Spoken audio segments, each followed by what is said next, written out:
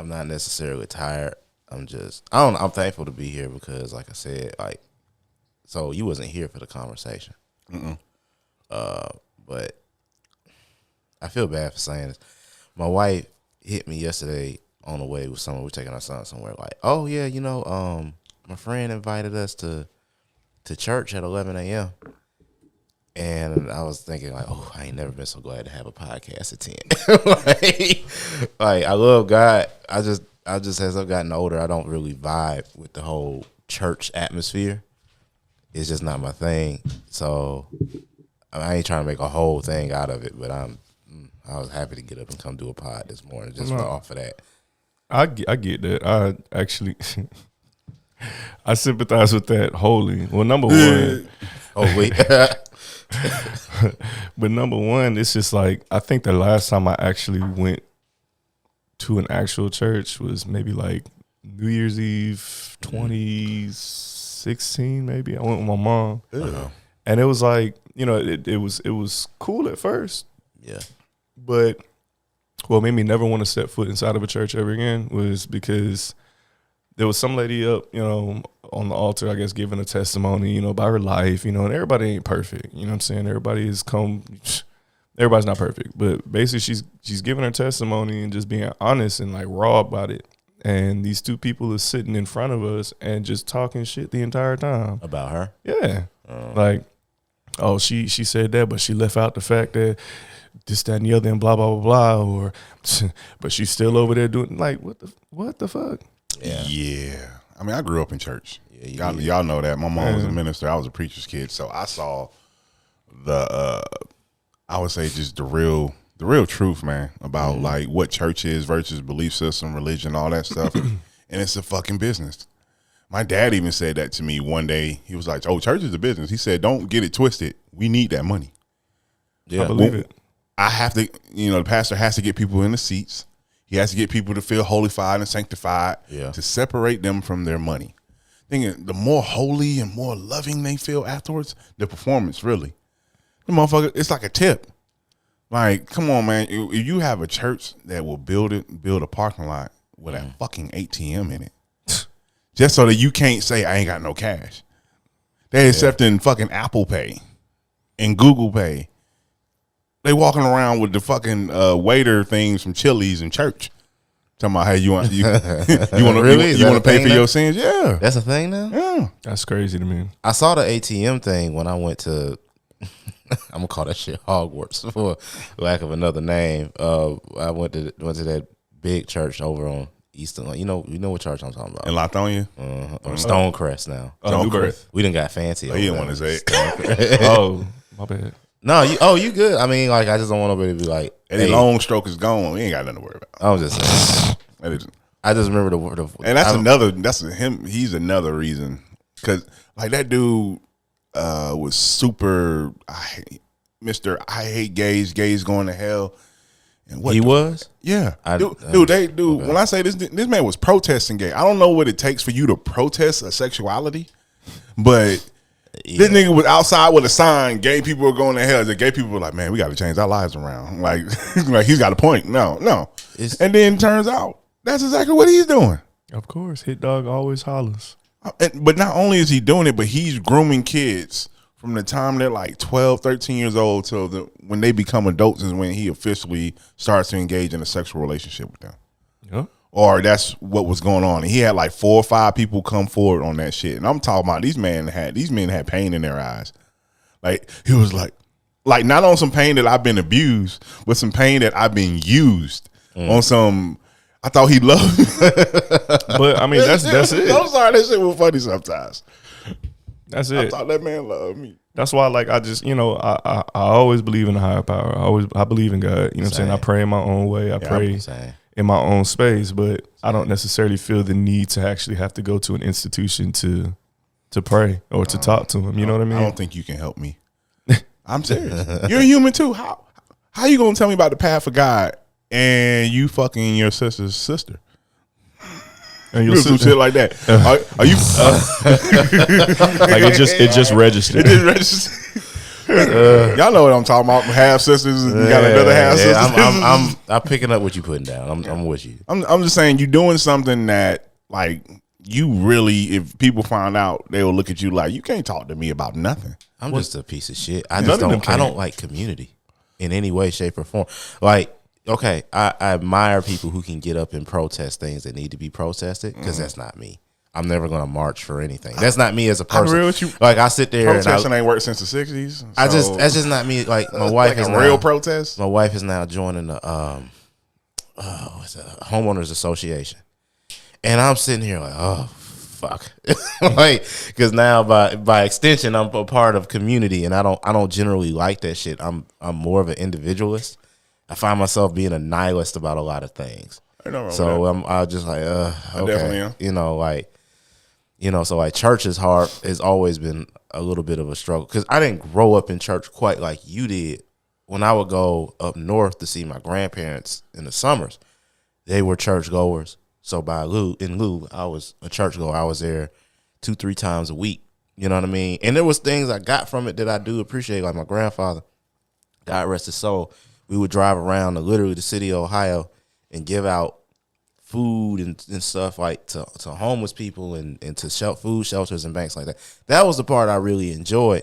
Really sitting there for 2 hours, really like 3 hours in an uncomfortable suit, when I'd rather be, as a kid at the house watching Dragon Ball or Spider-Man animated series. I'm just being honest. Like, it's not my call to action to get up on a Sunday morning to go do that when I feel like, and this is just me, my relationship with God is it feels more personal when I take my time out of my space on my own to go by myself and have that conversation with them, than to sit up with people who, like you just said, both of y'all really just said, like, talk shit about one another, do like flagrant stuff against the other person in private. You know what I mean? And for those who love church, that's cool. That's what you do. But it's don't act like it's just salvation. Because my problem, like, so when I was in church, I was a part of the group in church called the Junior Deacons. Now, one thing the deacons always did was they, quote unquote, went out to the home of the sick, the elderly, the people that couldn't make it to church, right? But one thing we did, we fed homeless people, and that's kind of where my soft spot for homeless people spawned from, was like homeless people being around the church. Right. They weren't exactly where we lived when we were kids. They didn't show up till we was like in high school. But around, you see people sleeping on the lawn, sleeping at the gas station, like Old Fourth Ward. I was a church. I went to a church in Old Fourth Ward. It looks like 20 years ago. It's night and day. Like, it's beyond night and day on what Old Fourth Ward is. Edgewood, Boulevard, all that stuff, Freedom Parkway. It's you got condos, but back in the day, there were people sleeping on the lawn. There were people peeing in the gutters around there. Edgewood was a ghost town. It was just a whole bunch of old stores. But now, things have changed. But one thing I say about the church in that community is that, like, I look at them feeding people, right? But the problem is they turn right back around and says, as soon as I hand you this sandwich, they go, so Jesus, have you accepted him? So you're not letting people come to their own conclusion. Yeah, so it's, exactly. So okay, I got you. The church is giving them food with the idea that, all right, now that I done fed you under the guise of Christ, you should believe in Christ, because I'm only here because of God, according to what they believe. Because because if it was to me just about innate goodness, you just give them the food and move the fuck along. That's it.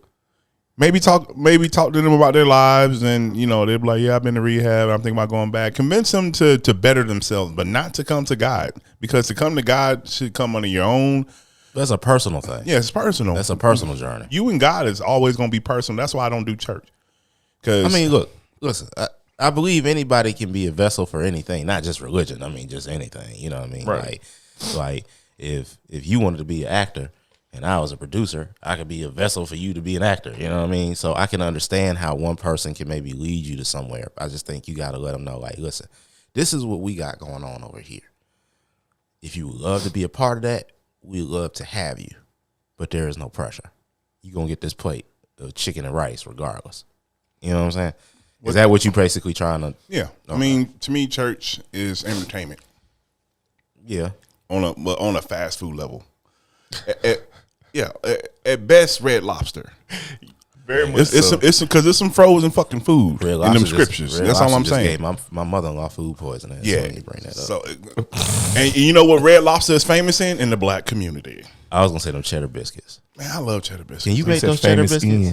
Can you make those cheddar biscuits? I think so. I haven't. I need to make bread. Yeah, you haven't made anything. I haven't, man. I haven't been moved or inspired to like really like create in a while. Yeah, we need. And that's your art. It's food. Yeah, I have to. Like I cook now just because, but like I haven't been inspired to actually create. Well, you've been busy. What are you doing next weekend?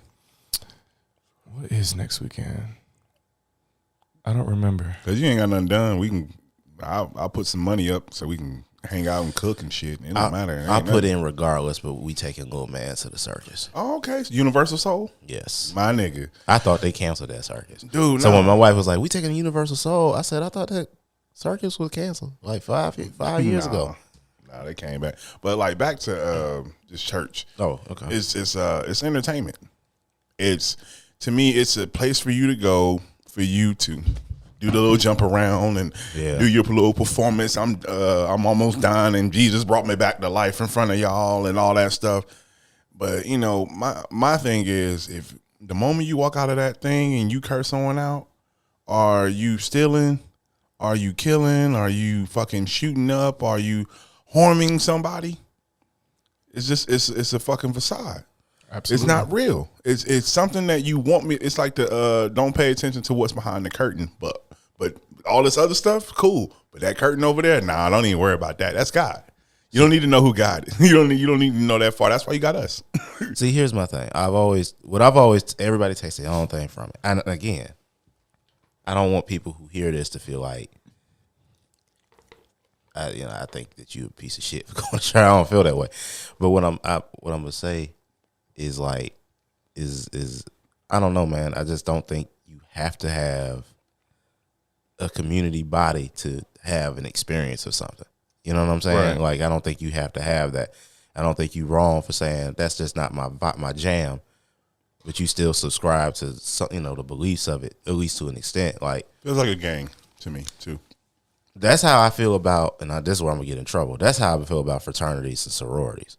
So when I met my wife, Another gang, and she was like, "Oh, I'm a Delta," I was like, "Oh, so you banging on the pink and the green? Got you, no problem."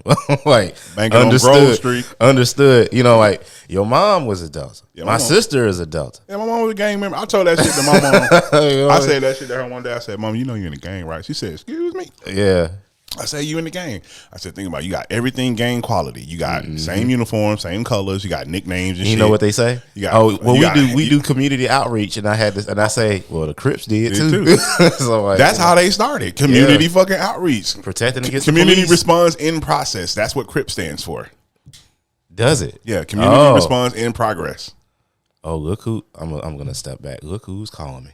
Let me see. Somebody's at my door. Our producer. A producer. Who? He ain't a producer, but yeah. Open the door for that necklet. We'll pause it. We'll stop it. But anyway, back to church and its fast food qualities. It's you keep going back. You have to keep going back every week to church. Like that's what they want you to do. And when you go every week, you have to give up some money. You have to give up this. And I'm trying to figure out, why do we put so much equity in another person's interpretation? I have a better question.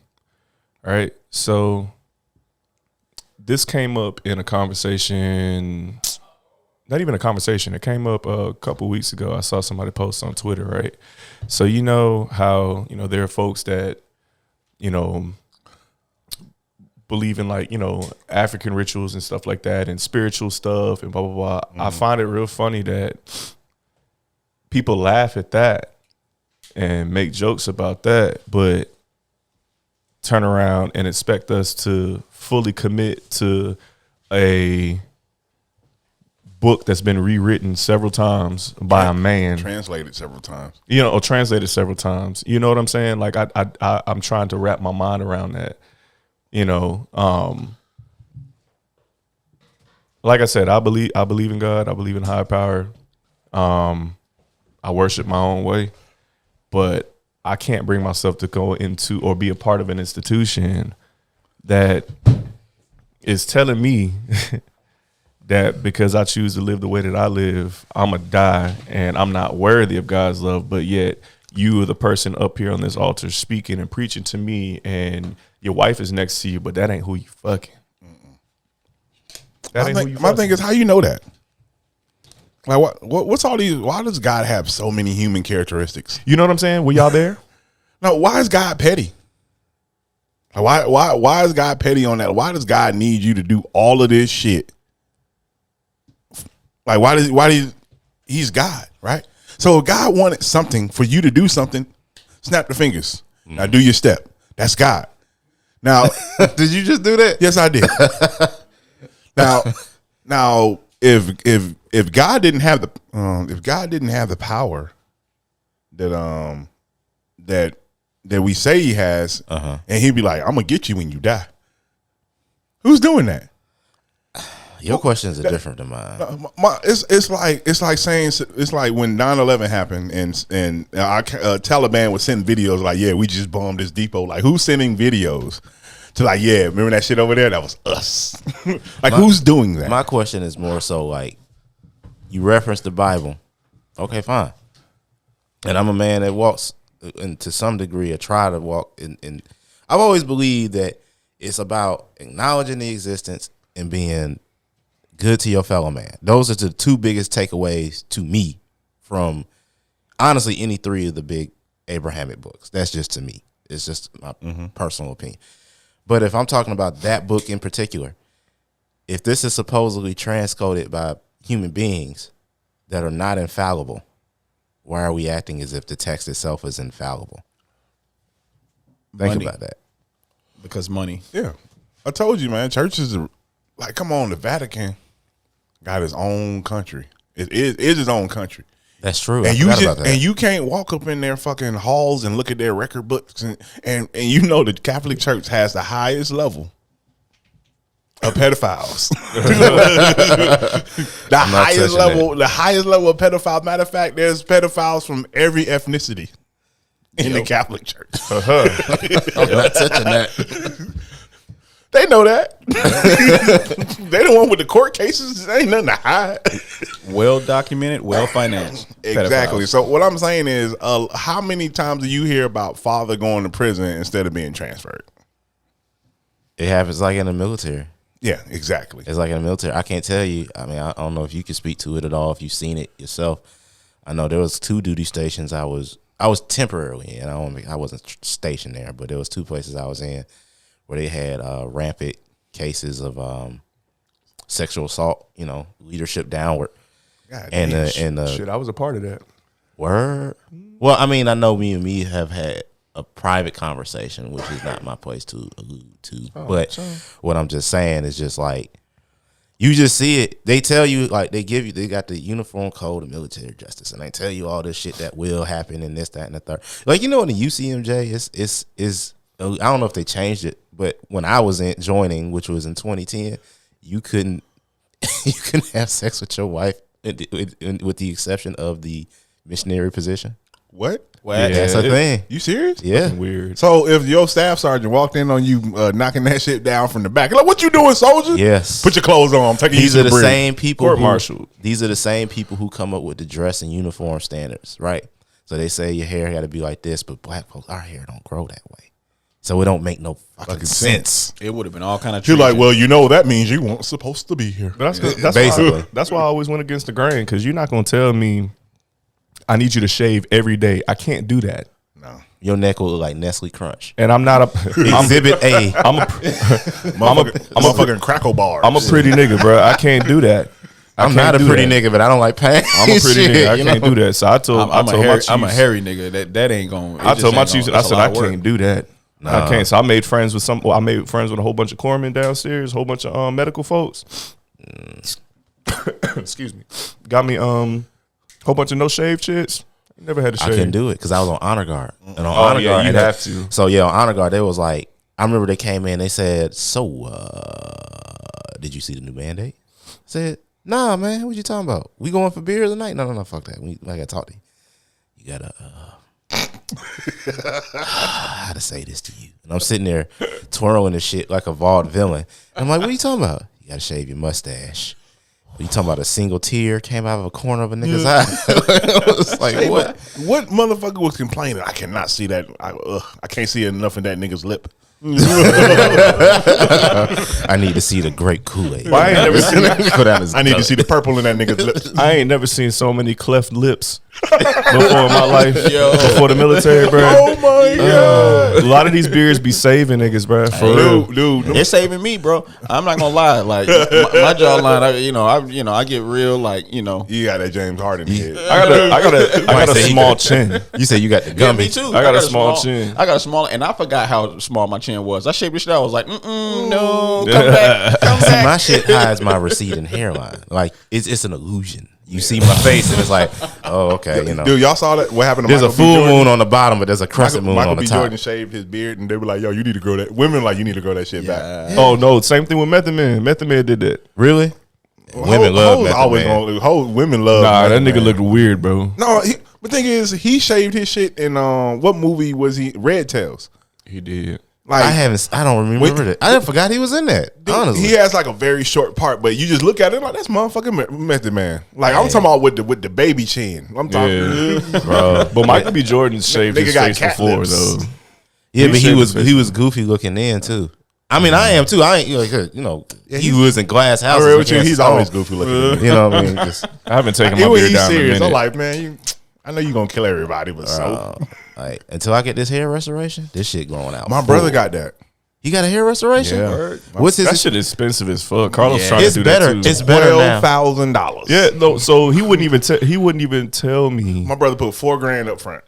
the full price. He was just like, well, they had different packages. So I'm like, Hey, yo, he treated like a BBL. He was like, well, it's yeah, this thing. so I'm like, so I told him, I was just Don't like, I said, baby, you don't have to do that, man. Like, you just. I hate when y'all full head hair niggas say that shit. No, but high key. But it's real talk. It's real shit. He like it's so for him, it's starting to recede here, and like I get it. Like do what you got to do. What you want to do. I support it. Right. But I'm telling you, you don't really need it right now. You know what I'm saying? See, that's why. Like, put it like this. I got the same genes as my brother. So, I dealt with thinning. So I hit that shit right. It was happening. Yeah, but nigga, Keeps wasn't out Yes, it was. like that. No, what I'm but it saying wasn't is like, for you, it was out. But what I'm saying is, what for I'm your, saying, for your brother. everything that I use was widely available when it was happening to my brother. Minoxidil and all that stuff. Oh, yeah. has been used for like since the 80s, bro. Well, see, let me tell you why I didn't use that shit. I went to Bosley. I'm sorry. I went to fucking Bosley, and they said use that shit. Well, that's your problem. You went to the white people place. You got to go over there off of Bro, Redan Road. at the time, all the places was the white people place. Not really, right. man. I'm just talking about for for hair restoration. No, so I went and they said minoxidil and the Propecia, whatever the other shit is that they use. Yeah, Propecia. And I was looking into it and I was like, oh, okay, I'm down. And then like I started doing research on it. You know what I mean? And it was like, oh, well, it makes your equipment not work. I said, wait a minute. Hold on now.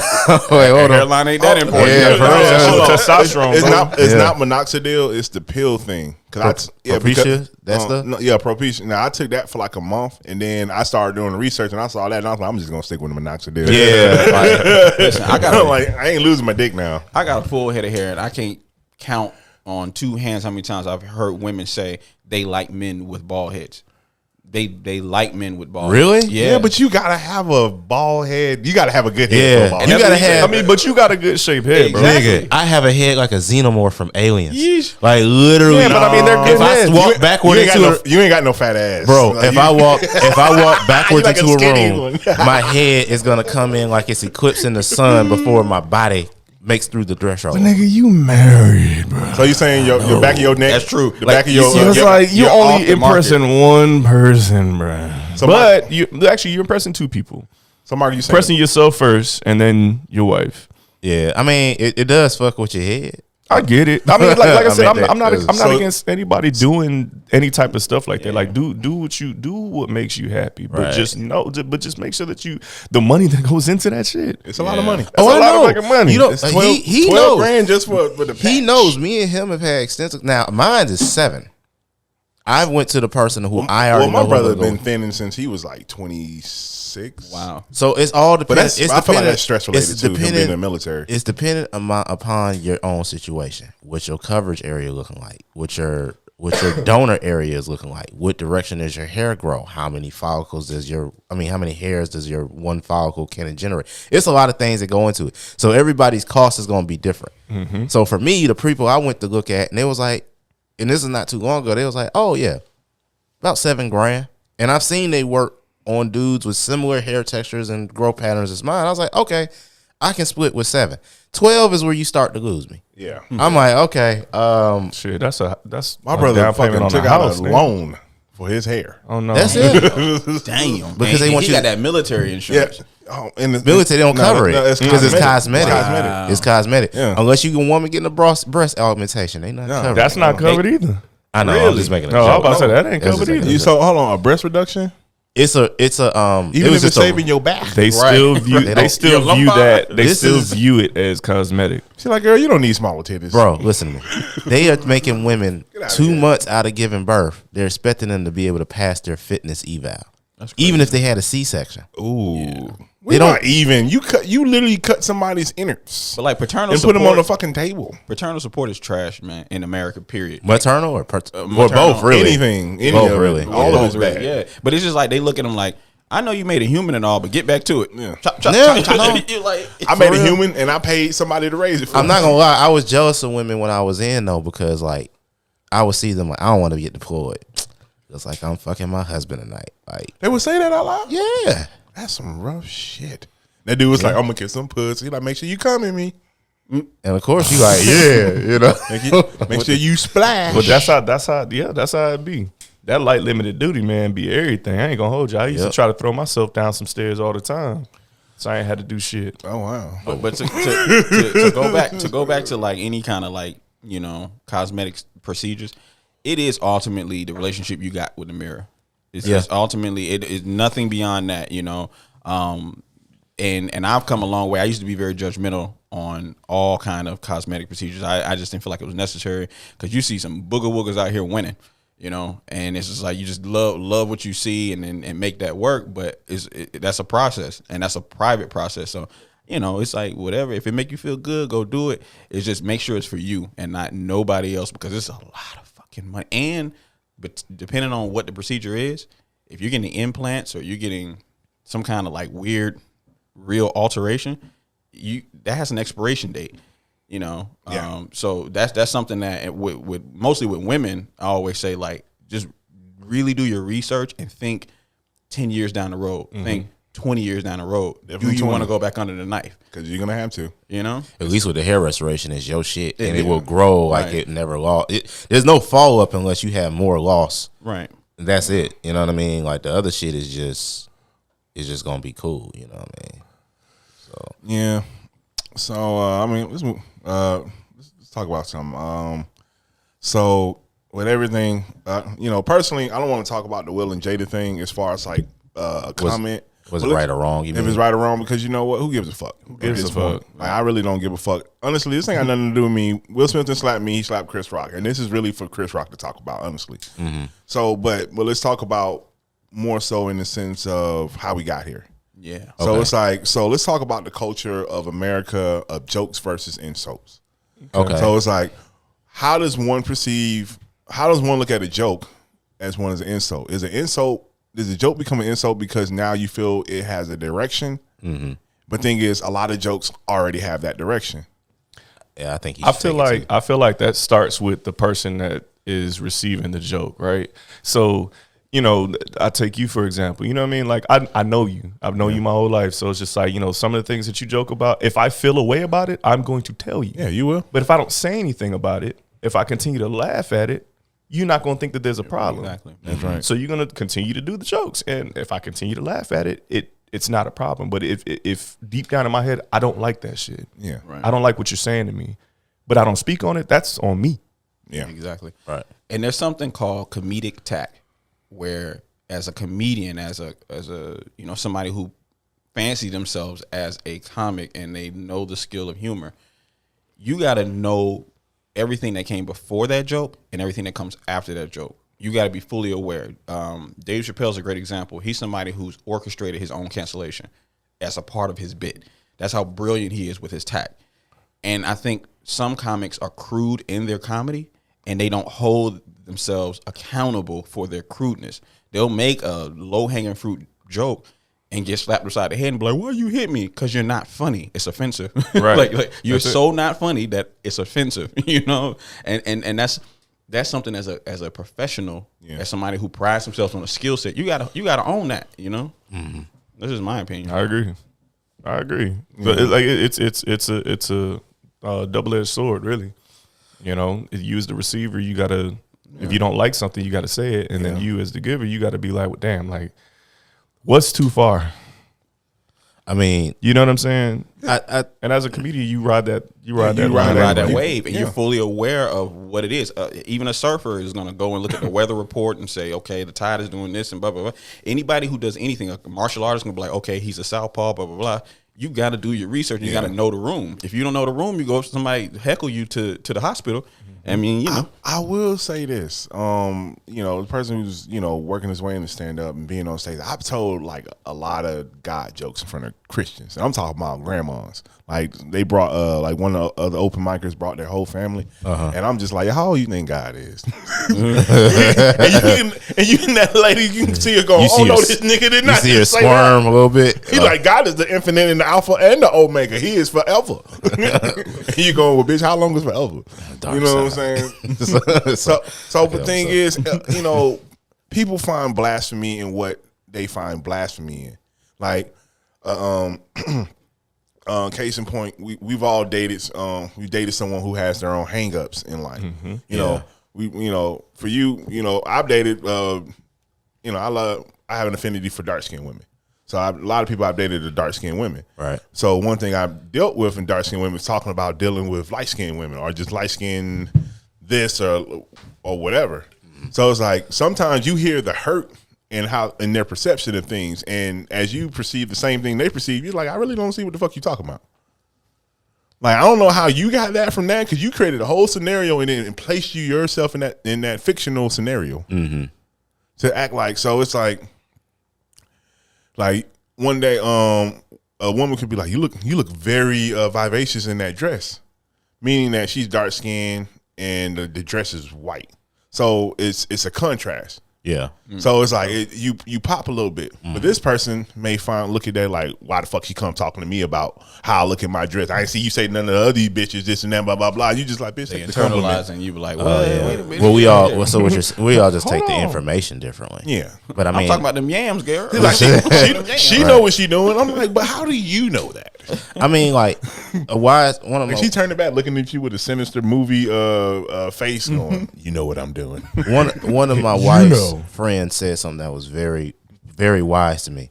You got to know who you talking to. And then I took that and I sat down with it. I said, yeah, but you also got to know what space you going into as well. Yeah. Like, because what I'm saying is like, we all have to take a little bit of ownership of the situations we even place ourselves in. Yeah. People don't like to hear that, because the moment that you say that, you're like, oh, well, you're victim blaming. That's not what I'm saying. Like, for years, I've used the example. If I dress up as a Crip and I walk down a blood neighborhood knowingly and I get my ass whooped, there's things I could have done on my side of the spectrum to prevent that. That's all I'm saying. You shouldn't even do that in a Crip neighborhood. No, you know what I'm saying. If I show up, if I knowingly know that across this railroad track there is a active Klan neighborhood, and I walk down that street with a Black Lives Matter shirt on, I should be able to do that without being assaulted. But the world that we live in does not operate that way. Like, no, it's not. These niggas stormed the Capitol, and a lot of them is still walking around free. Just so we have a clear understanding of the world that we live in. So I'm not saying that, if we're circling back to the whole Chris Rock situation, or just just the space of comedians in general, it's nothing wrong with doing a little bit of research and knowing who you're going to go see. Right. If you know you're going to go see somebody who tends to be a little bit more raunchy and that's not your taste. Like my wife, for instance, she don't really like raunchy comedy. So I wouldn't take her if Eddie Murphy was to come back out. Oh, no. I'm not taking her to that. She not gonna like that shit. I would love it, but she not gonna like that shit. And if y'all stumble in the room with a comedian like that, just sit in the back. Yeah. Sit in the back. Yeah, you know what I'm If you saying? sit up front, Or leave. Just I already know what my biggest fear, I'm gonna tell you my biggest fear, because when he was going to do comedy shows, my biggest fear was not to go to support him. My biggest fear was to go because I know I'm gonna sit close because I'm a brother, I want to support him, and then another comedian get up there and start roasting me because I know I'm not gonna do some shit. I'm not gonna do shit. I'm gonna just sit there and laugh, but I'm gonna sit there in my seat like. You know what I'm saying? Like that's what I'm gonna do. I'm gonna find you in the parking lot. But at the same time, I know what I'm walking into. Yeah. I think it's just a little irresponsible.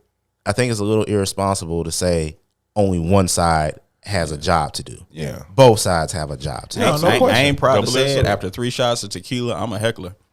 I'm gonna be like, "What? You a heckler off of water?" Like, this is true. This is true. I'm not a heckler unless you're bad. If you're a bad comedian, I feel like me heckling you is giving you a chance to turn this around. Boo! This is him. But it gives you a chance to respond to that. Your boo.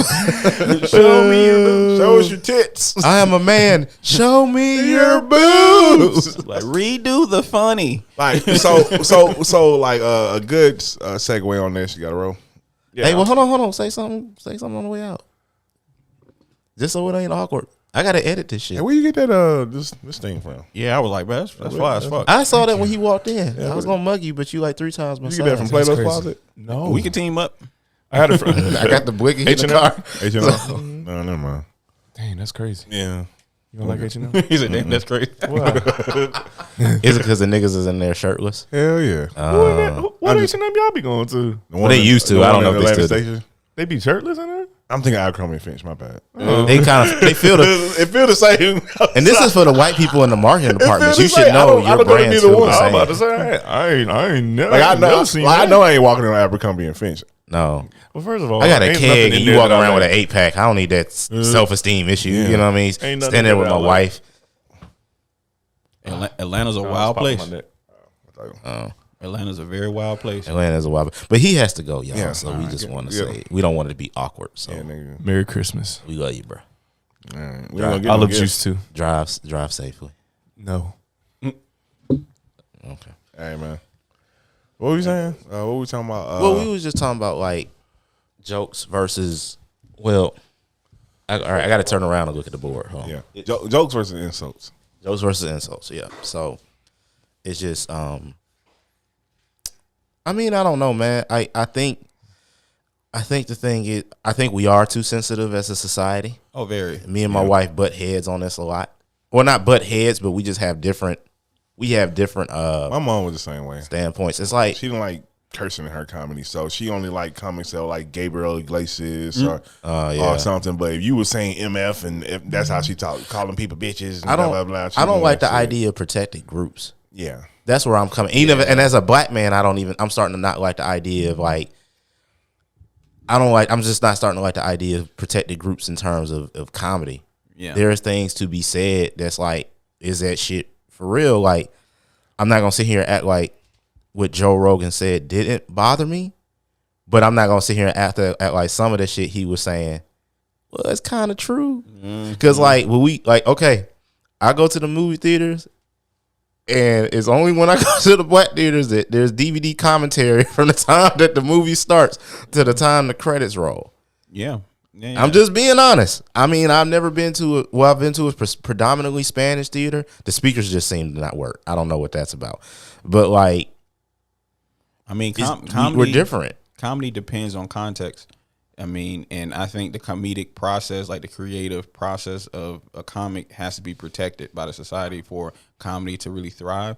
Because, and I say this, and it's almost like, it's almost cringy to say it, but I really believe this. Comics are the modern day philosophers. Yeah, they are. They're the only ones a part of our society that can take the most painful parts of our society and make sense of it publicly. That's true. Whereas everybody else go inside and we ponder on it and we, treat internalize it like family, we internalize and we treat it like family business. Well, comics are like, hey, let's deal with this. You know what I'm saying? Comics don't pretend that something isn't there.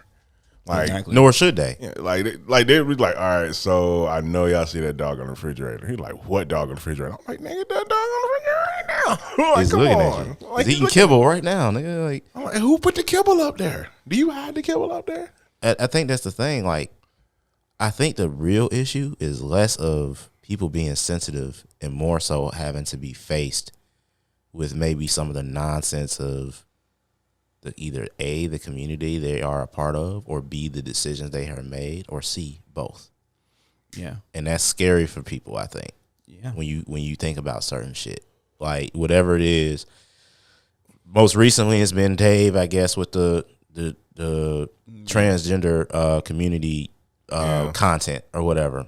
It wasn't even funny. To who? Anytime I hear a type of voice say that, I'm like, shut your ass up. Shut up. Yeah, no, it's just like, I don't know. You're not funny. Nothing about you's funny. I don't know. Like, The wig is though. The thing is like, and I know you don't want to talk about I know you don't want to necessarily talk about the whole thing with Will and Chris as individuals. I don't think that's what this is really about. I don't even think, at least in our community, I think we're having to have a real conversation about what is and is not acceptable behavior within our community, and then it's creating tribalism off of just that conversation in itself. Because like one of our members who is not here made a very valid point in saying the people who were saying from Jump Street that this isn't acceptable are now being like, see, told you. And then the people who are saying it was acceptable are now having to be like, damn, really? And it's like, yeah, like, why did you not see this in the begin with? You know what I mean? Why did you not see that it's not okay for us to interact with each other in that way? You know what I mean? It's because it's not. You know what I mean? Nothing really egregious happened in that instance. Mm-hmm. You're taking your own sensitivities out on an external source instead of dealing with them yourself. You know what I mean? True. And then there's it's a double-edged sword. You know what I'm saying? Where, on one part, yes, 100%, like, you know, dude doing his job and everything else, and then it goes back to the comedic tack where, you know, in a perfect world, which I don't think Chris Rock did anything wrong, but in a perfect world, him doing his art form at the highest of his capabilities, he would have been able to read the room and walked himself around or walked himself through that rough bit. But that wasn't able to happen. And even with that, nobody deserves to be hit. No. Nobody deserves. I mean, but that goes without. That's like, you know. Well, I mean, you gotta think about back in the old days, man. So you gotta remember in the last, I want to say, 100 years, I say 150 years. Yelling, you know, people would shoot you over words. What'd you say to me? I said you was a coward. You was a yellow belly. Pull out his pistol. Whoa, pull out his pistol. Said, take that back. Motherfucker be like, take that back. He be like, I ain't doing nothing, Jimson. You was just all talk, Jimson. All talk. And Jimson shoot the shit out that nigga. Bruh. Shoot the dog shit. Shoot the dog shit out they that were nigga. so gangster back then. They schedule your execution. They be like, you need to show up at the square at noon. And you be like, what? I'm gonna die at noon. At noon. You like, damn. Go ahead and pork your wife a few more times because we're gonna pork her when you die. Because imagine you like you're nearsighted and you know you can't shoot worth of shit, but you just posturing in the bar. And it was like at noon. You're like, damn. I can't get glasses by that time. I ain't gonna make it. No. Like, can we just stab him? And then, like, you know, back then you couldn't. I can see that. That whole energy, that internet energy didn't exist back then. You couldn't just be like, oh, well, I got stuck in traffic. I couldn't make it. No, nigga. Look, the town is only 50 feet long, you know. So we seen you. We seen you ain't doing shit. You gotta pay the town bum to snipe for you for the saloon. Nigga, you got one medicine man. You got the saloon, which is partly a hotel. Then you got the sheriff's office, right? And you got one tailor, and then the whole house. I'm not gonna lie to you. If we didn't the whole house. if we weren't able to deal, if we didn't have to deal with the implications of racism at that time, I bet that would have been a fun ass time to live in. That shit probably would have been. That shit. You walk in a bar, give me a sarsaparilla. You sit down. You know what I'm saying? Hey, stranger. You want some loving? A quarter? And nobody's judging you? Like what? Like, suck my dick for a quarter. Don't mind if I do. You send a carrier pigeon, honey, I'm gonna be late. Be like, I'll buy the whole bar a drink. Yeah, for real. Here's $2. Yep. Take care of everyone. The only homeless people you worrying about is the crazy prospector. Shit. He's like, I'm living out on the range. I'm closer to Earth. I can see where the sky and the heavens and the earth separate. Then the tax man is literally a tax man. Yeah. Shows up, Like, and where your then money you have at, the nigga? ability to whoop his ass. Yeah, Like and because of that, they bred an entire dog. Like the dog I have, a Doberman. He was a tax collector, John Doberman. I don't know what his name was, but something Doberman. And because he needed security, he needed a security staff. He got his ass whooped So one he- too many times. He breeded some dogs to take everything personal. He's like, I ain't taking this shit no more. But you gotta imagine. Think about that though. Think about that. Here you are on the frontier. You done tilled this land, cut down the trees, use the fucking wood to build your house. You in there. The horse that got you there, you ate that. Yep. You know what I'm saying? You in there with your wife Marjorie. So you and Marjorie, doing whatever. She get up, make you some grits. You get a knock at the door. Open the damn door. Who is it? Some bastard in a bowler hat talking about you need some. You give owe him some me money. your money. You owe the United States. You owe the state of Lemoyne $30. $30? Where am I gonna get that kind of money? He said, I can help you out if your wife Margaret is willing to help you with your affairs. And then the next thing you know, you hear the fucking Winchester rifle go off, and your son Jethro is in the back with you burying the tax man. But you're like, we saw the tax man's hat in your house. He's like, oh, I bought that hat from the market. Jesse sold it to me. No, it wasn't Jesse. It was Jedediah. Jedediah sold it to you. But as cold as that world sounds, man, I think it was easier to be a man back then than it is now. Oh, for sure. Okay, it was Like how we're wired. You don't get beat down with toxic masculinity this and toxic masculinity that for every Would you fucking say thing it was you easy do. to be a man because you didn't have a choice? Well, I mean, No, I think it was easier to be a man because listen. When he says that, the way I receive it is it's easier to be a man because you're not getting second guessed or questioned about Right. everything you do. right? Like you literally moving how you organically feel. Yeah. You got offended. Meet me at noon. I'm gonna handle you, boy. Yeah. Like it's just A bar fight is a thing. You know? Here's a conundrum with the thought process on that. When it's easy to be a man, it probably wasn't easy to be a woman. right. That's true. Okay, I believe that. I can get with you on that. So it's like trying to go back in time. Like, why? but Like, why are we trying to get back? you almost Is pulling- there a happy medium? Should be the question. You're almost pulling the all No, lives. it isn't. You're almost pulling the all lives Not right matter now. card. You're almost pulling the all lives matter card because, I'm not saying anything. I simply said it was easier to be a man. Now society has moved on because that easy wasn't functional. All lives matter though. Come on, Yeah, all lives. I'm better than It's that. like a deflection. It's like a deflection. No, I get why he's saying he's not saying. it's not a deflection. I guess what I'm saying is it's not a deflection. It's more so to say is all right. So it's easy to be a man now, back in the day because of the structure that was set up for Right. the man. I can agree with that. Yeah, but Yeah. you got to ask yourself. When it was easy to be a man, it probably wasn't easy to be a woman. Well, women couldn't own property at one point. So Right. it's not a deflection. It's to say that okay, of course in 1920 it's easy for be a man. He could do whatever the fuck he want. But that is a part of it, and that's but why. But society- with that came the consequence that a woman could not. Like she just couldn't do what the fuck she wanted to do.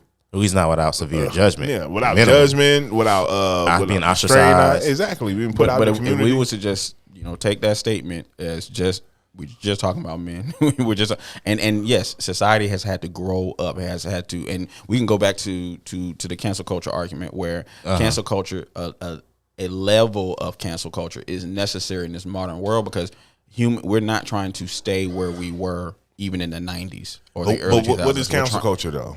I mean, I think it's. Cancel culture is just extreme accountability. Extreme. So Extreme. radical radical accountability. Now, but we take it to like the brass tacks of it all, and we take all the semantics out of it. We take all the bloodthirsty people out of it, and we just look at it for what it is. It's just radical accountability. It's saying you no longer, just because it was don't mean it is now, and moving forward. And so to go back to that thing is, yes, men have had to evolve, and it's harder. It's harder to be.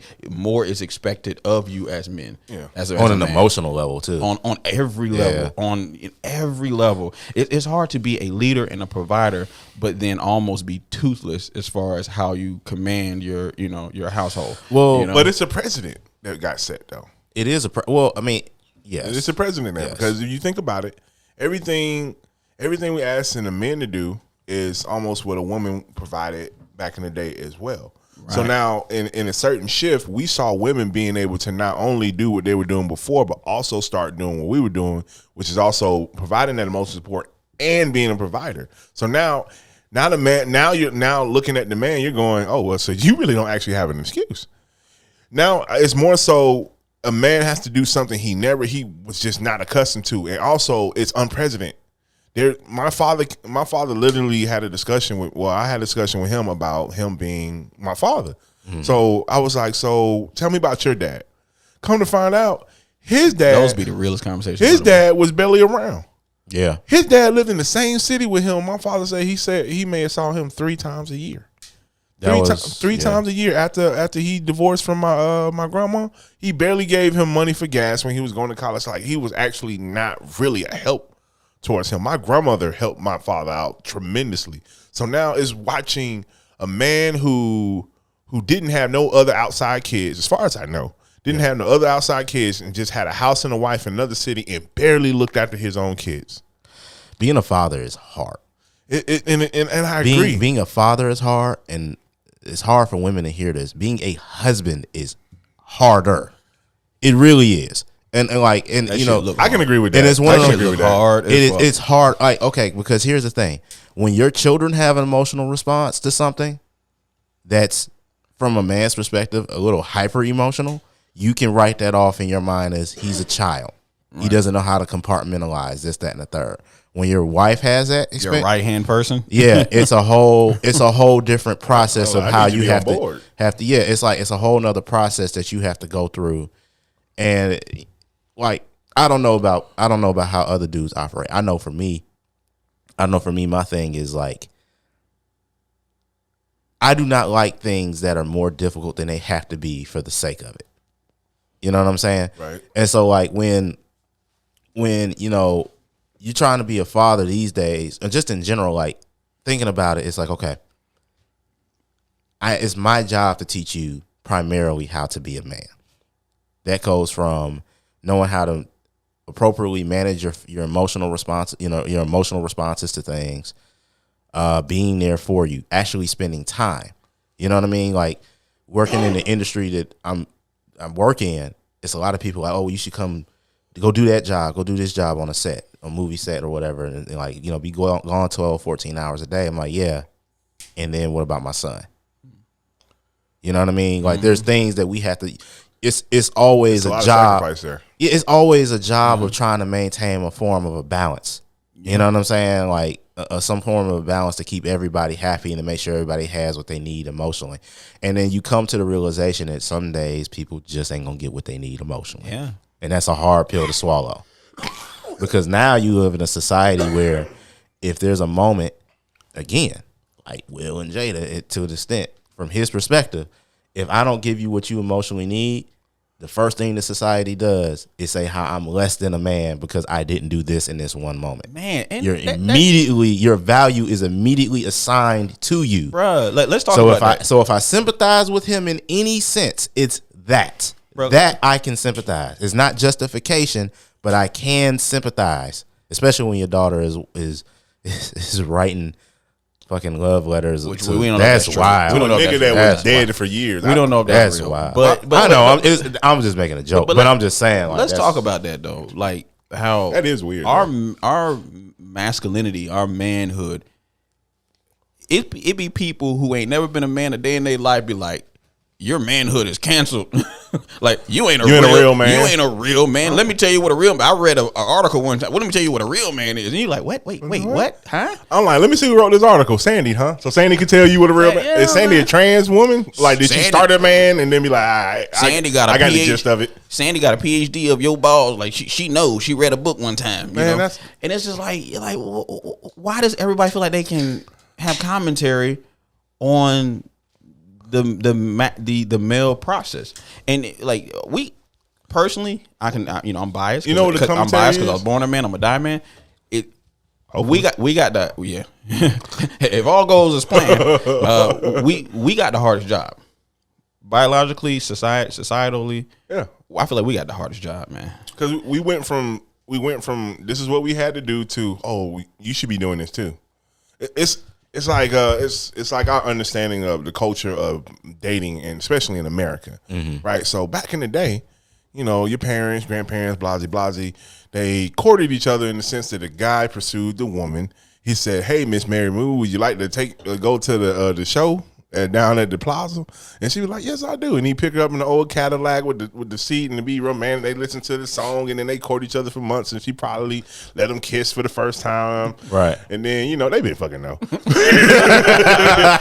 they been fucking know. But he moved them old grandma drawers to the side, but had that Cadillac shaking. But that was 1952. So now Miss Mary Moo got a job. And she ain't, and she's not expected to tend to the children all day and every day. She got a job where she got her own shit, and so does that man. So now, because of that, say they have kids, now the man is now just as an equal parent. Because back in the day, women had more parental scope with the kids. That's why That's why they gave women the kids back in the day, because they were the ones who were always going to be with that child no matter what. Like the dude could be like, yeah, he could leave because he wanted to leave anyway. He left. He the one who moved 7 miles down the road and changed his name to Malcolm. With a whole new family. They go to the same grocery store. They be like, I don't know you. Like, Malcolm. I open a newspaper. This nigga's leading the Church of Islam. What the hell? My name is Malcolm. James, ain't that you, Daddy? Like, come on, Malcolm. But we used to know you as Red. But something about Mecca. Nigga, where's my damn money? That's a clothing line. No, but you pull them aside. I don't date white women no more. Shut the fuck up. Shut up, Daphne. But Clarence, turn that Motown back on. I like my temptations. But now women expect men to do the same shit they did back in the day, plus what they're doing before. And now, for some reason, they're like, I don't have to do nothing. Mm-hmm. You say that again. I don't have to do nothing because I honestly didn't catch that. Say it again. Like back in the day, we had women who could, they went from being young women to housemakers, to homemakers. Oh yeah, okay. They tend to the house, the kids, all that stuff. They made sure that the house was taken care of, and they did whatever. And the husband went out and earned the money, the capital, to make sure things were financially running. Right. And the woman technically handled the bills back in the day too.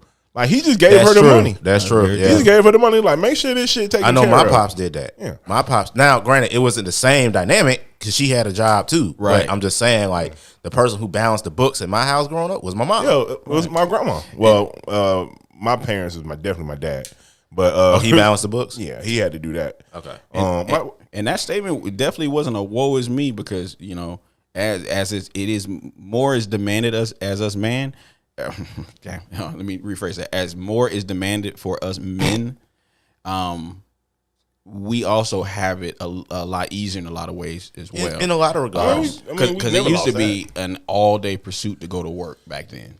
It was a reason why you got the big piece of chicken when you got home. Exactly. Because you woke up at sunrise and you got home at sunset, and your wife knew that process, knew that treacherous process, knew that the routine, knew that you only had leaf springs for suspension and your back was all fucked up and you had to ride on them dirt roads and blah, blah, blah. Brakes hardly work. You knew he was working hard. You had to go work in a factory where it's all kind of like, contaminants going into your lungs, and you shorten your life by 10 years every day. It's lice. Let me just put it this way. everybody's different. Everybody's perspective different. I know when my wife was pursuing her master's, it was a lot of a little bit of role switching. And even before then, what I can honestly say is being home with the kids, and we only have one, but being home with the kids or being the one that being expected to uphold the household to a certain standard is a job unto itself. Right. So what I would honestly say is, I know I'm a guilty soul. So I would feel bad even if she never said anything about it. I would feel guilty if I felt like my wife couldn't go pursue what she wanted to do. 100%. You know what I'm saying? While I get out here and go do whatever the hell I want to do. And then on top of it, not see my son, on all this other shit. I'm probably going to get killed for saying this, but I actually prefer that it's the way now where things, at least in my household, things are a lot more balanced. You know what I mean? Yeah. We're both working people. Now, I work from home just because of COVID and all this other shit. And now I love that. So it's still a different dynamic. But, I mean, it's never a 50-50. It's always a 60-40. Sometimes I'm the 60. Sometimes he's the 60. Sometimes the ratio is even more off than that, depending upon what's going on in the situation. But we have found a way. It does exist. There is a way to make a balance in it, in terms of a way where everybody can be, feel respected and appreciated. Because I've got homeboys whose old ladies was at home with the kids all day, and now their shit is falling into turmoil. And I'm like, bro. Yeah, I know a few people like that. Yeah, I mean, we all do. That's we all real do. shit. He left his girl for a white girl. Bro, I'm just saying. I'm serious. It's a lot. It's a lot to ask, and until you as a dude end up doing that shit, because our temperaments are different. Man. Like my little boy, I swear he do shit. Like, God damn it! And she be like, stop cursing him. Damn it, I Bobby. can't fucking help it. You know what I mean? Like, stop it. I love that little boy though. That's my best friend. You know what I mean? But like, it's hard. So you're hitting on some real shit. You're part of the millennial generation. And you're married, and we don't. Oh, please take that back. Yeah, no. But we really Too late, nigga. It's true. We publicly don't talk about the process of modern day marriage, and we like to romanticize it as if we're still in the 30s. People like to talk about courtship. They like to talk about providers and the homemakers and the helpmeets and all these kind of weird ass words that nobody even use. And it's just like, nah, that's not reality. You know what I'm saying? I'm personally, I'm out here dating. I don't want a housewife. I'm running. Anybody who come up to me with that housewife energy, I'm running the opposite direction. I want somebody who wants to be a fully fledged, developed person, socially, emotionally, spiritually. Mm-hmm. You need to have a life. You need to have some friends. Yeah. You need to. I don't want to make kids with you, and then you're just it's me and the kids. That's all you got. I don't want that. I'm sure you've seen it. I don't know. I doubt you've experienced it just because of the way you carry yourself. I don't think you would allow yourself to fall into that. But have you seen people who like their counterpart is like the only all I have is you? Oh, that's a fucking problem. 100%. All you have is me. 100%. I don't want to. And you know what I mean? Like that's scary. Like that's scary as hell. Like that's not healthy. It's not healthy at all. Go work out.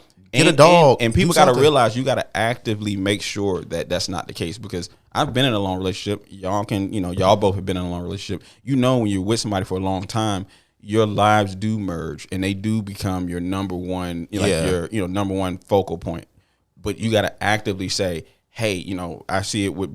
She'll say, you good. Okay. We'll fix that. She'll say, she'll say, hey, you ain't hung out with your friends in a while. You're like, I have. You're like, all right, I got the kids tonight. And you'll do the same thing for her because y'all know it's necessary. It's a necessary part of the process to preserve who you are as a human. You know what I'm saying? Yeah. She'll literally call me. Well, she would. It hasn't happened in a while. Can I go have Fun Girl Friday? You're Fun not Girl my. Friday. That's what she call it. It's just a cute name. Her friend. But yeah, I'm like, yeah, bye. Bye. I'm not sure. Unless the only time it's an issue is like, and it's never even happened before, if it's like, well, I told you I was going to go do the pod or this and that a couple weeks ago. And it's never even happened. Otherwise, I'm like, I'm not your dad and you're your own person. And honestly, in my mind, I'd be like, perfect. Because when you go do that shit, I can put him to bed. I can stay up and watch whatever the fuck I want to do. Fire that PS5 up. Fire that PS5 up, unencumbered. You know what I'm saying? Yeah, like I'm just being real. Like as you get older, you fall in. Like men and women, we're so different. Women get older, and it's always they fear that shit. Men, we get older and we fall into comfort with that shit. Like, oh, this is great. I can stay at the house. Yep. I ain't gotta have this, that, and the third. Like I ain't gotta go nowhere. I ain't gotta spend no money. You know what I mean? And then let's call it what it is. When the wife is gone, you get to be your natural man self. Man, you get to balls out, barely giving a fuck. Couple of beers. Yep. Hanging your gut under the fucking wife beater. Like that shit is nice. But even with that, you're right. It's very easy as a man to just be like, yo, I'm in my space. I mean, I pay all the bill, everything taken care of. My family good. I'm good. I just want to stay inside. And studies show like us men, we become friendless at a certain age. We become more reclusive as we get older. Yep. And that's just not good for the human condition. Me and my brother were just talking about this last night where, if you have long lasting friendships as a man, they take on a whole new level of value as you get older. Because as men, we're not going to, women, they legit can go to the damn department store down the street and be like, "Hey, girl, I like your hair," and they got a new friend. Like that's just how they communicate. Well, women are they're communal creatures, right? We're not that way necessarily. We can be, but it's not our basic modus operandi. We're more like, "Hey, I see you and I see you," right? And as we get older, it's like, I'm good being just where I am, doing what I'm doing. Right. Like before you showed up, I was telling them like how my wife is now on the homeowners association board now. Oh, and that's not shit. me. That's not me as a person. I don't like community shit at all. Period. Like the one thing I missed from the military was the camaraderie. She became a neighborhood snitch. Oh, she hear this, she gonna beat your ass. But and I'm gonna let her. But no, like I being real, like I'm just not a community person. When I was in the service, I was just like, I love the camaraderie. But as far as like the get-togethers, nah, I'm good. I'm good. I can hang out with you one-on-one. Like my partner who, out of respect, I won't drop his name. But that's my nigga. That's my boy. I love that dude. But with that being said, when it was like, oh, the whole unit hanging out, nah, I'm good. Bro. I'm straight. I'm good. Yeah. Me and you can go get a beer. You can come out with me and my homeboys if you want to. But as far as like all these people that I got to see on Monday, I'm squared on that. We're not like women. If I text you and you don't text me back for 3 days and you be like, I text you something like, hey man, how you feeling over there? And you text me back 3 days later, good, bro. That's good. I'm like, that's man, fine. He breathing. As long as I know we ain't beefing, we straight. You pick up the phone, I'm like, well, how you feeling, bro? I'm good, man. I'm hanging in there. You know what I'm saying? I'm just hustling. All right, stay up. Done. We're good. We're okay because we can read in between the lines. We ain't got to get all the, emotional and sappy. Oh, yeah, you know what I'm saying? You know what I'm saying? When we get together, it is what, it is love, share beers and da-da-da, and it's good. But all that other shit is just not necessary for us. But it is necessary to make time and make space and value that thing. I was just thinking the other day, I was doing the math in my head. Correct me if I'm wrong. This unit of friendship, the six of us, it started 20 years ago.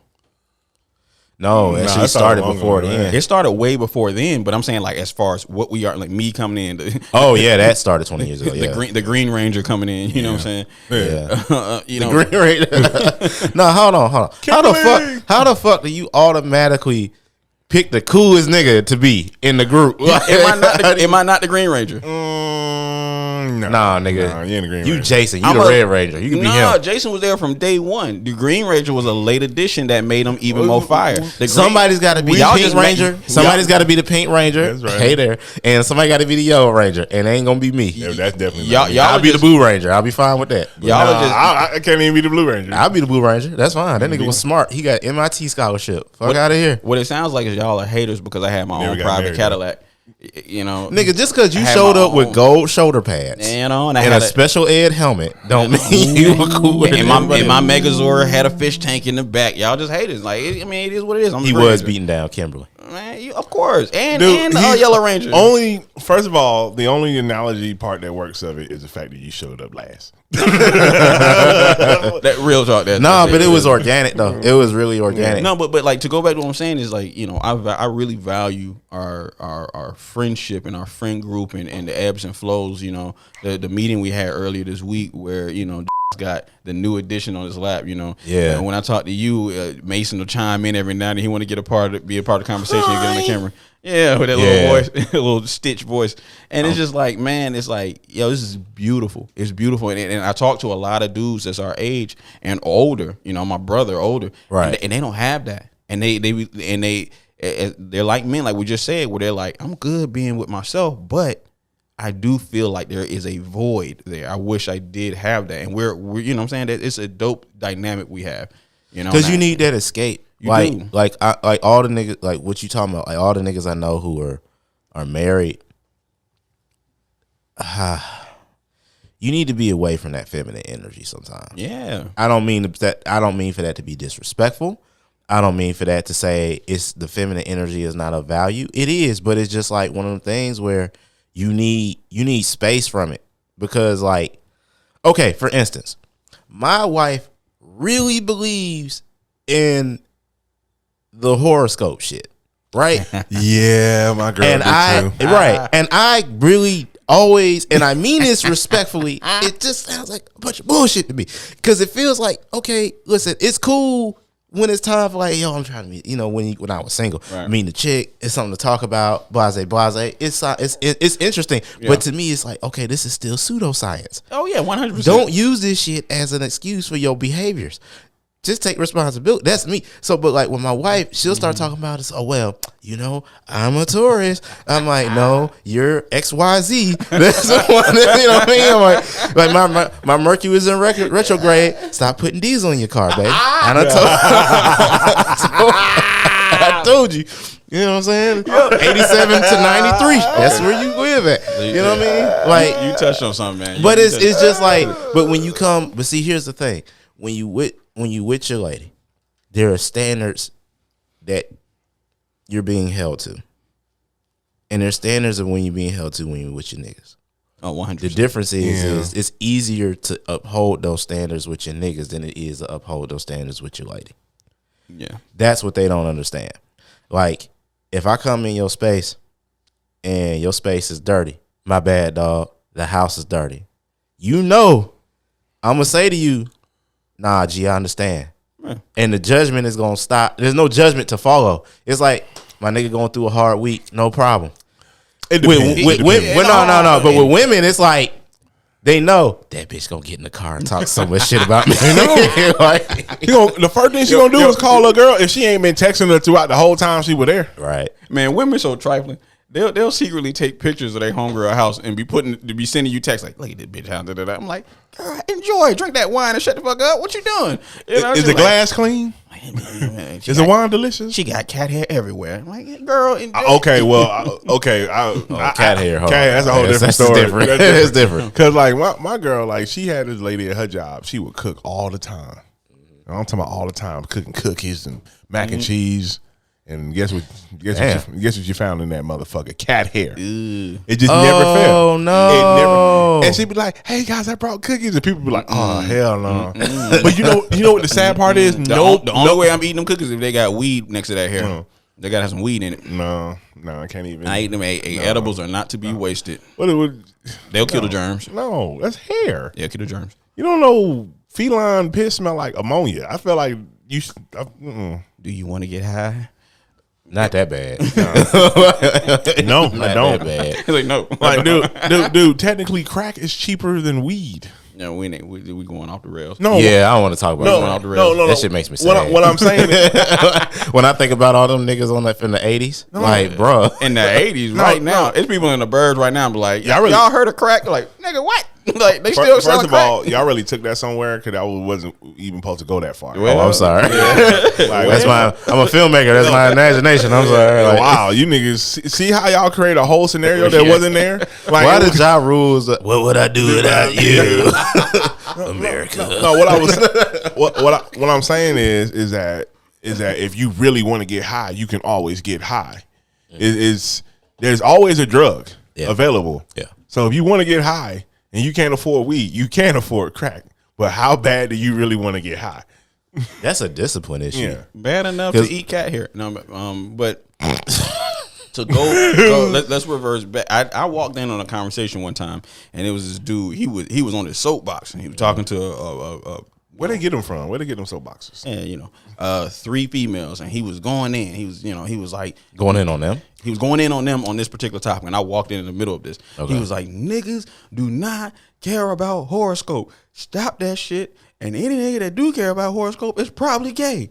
And then, God damn. yeah, right, Like he could have just stopped right there. But he was like, I got some other person vendettas I gotta throw out, and gay people too. Gay people too. And I walked up, and he was like, "Hey, bro, when you hang out with your homeboys, do you talk about horoscopes?" And I'm like, I stepped I'm like, don't bring me into this. I stepped back, and I was like, well, I am a Pisces.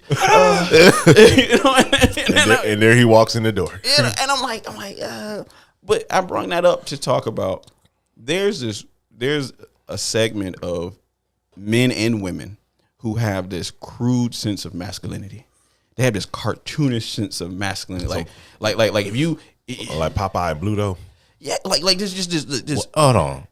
Popeye and Bluto was an example. Yeah. No, I'm just saying you can do better. Crazy. No, I don't hear excuse. I'm Just talking point to your bag. No. Point to your bag and get something else. No, Find me something in the 90s. No, okay. First of all, Why Bluto? no, I'm just saying. I see Popeye. Why Bluto? We're talking about toxic masculinity, nigga. But why Bluto? because they will Let's stay fight on each top. other over some skinny bitch. So there was the Russell Wilson and future of that. Not even because Popeye wasn't Russell Wilson. So That's true. he was just a better version of Bluto. Russell Wilson is my nigga though. All jokes aside. Yeah, that's a whole nother conversation. Yeah, That's a whole nother conversation. I never knew why they gave that nigga shit. This is why you shouldn't give me vodka I'm like, he the one raising someone else's child. But that's why so many of us men are tight about the whole situation, because it's just like we know who he is as a dude, but then we know how women treat him as a dude, and it's just like don't act brand new. I mean, if I'm taking my cool off, I'm Russell Wilson. Only without the athletic ability and $1 million contract. But no, like we it's all like liking ourselves as Russell, but I think we're all of us men, no matter what you're, even the future type men, recognize a Russell Wilson type character as he's a stand up dude. He handled his business, but we know that dude has gone through the trenches when it deals with women. We can look at Russell Wilson. He's probably always been an athlete since he was in middle school. right. Even with that, he's had his challenges. He's been the air quotes corny dude. Well, You know what I'm saying? it's shitty when you're the nice guy. It's and terrible. you like a specific woman, and the specific woman only likes the so-called trap nigga. Yeah. And then when they're they old, get ran through by the trap. no, I'm gonna say nigga. some shit that's probably, I don't care. I'm hoping to make some people upset. You like the certain type of chick. She likes the so-called trap nigga. She don't see your value until she already got a whole bunch of kids and or no kids. She can't hold down a man. And now you got to pick up the pieces. Her ovaries are withering like when Thanos got snapped. Yeah. And now all of a sudden here you want to come. Damn. No, I went there, and you want to come back around. Like no, like I don't like. And then you find a good woman like me. I done did good. You find a good woman like no. I'm sorry. And the Russell Wilson type is like like yourself, the stand up dude who when he sees real shit, he jumps on it. No questions, no doubt. He's like, I recognize something solid. I'm gonna wipe it up, and I'm, what you used to say. I play for keeps. I play for keeps. I play for keeps.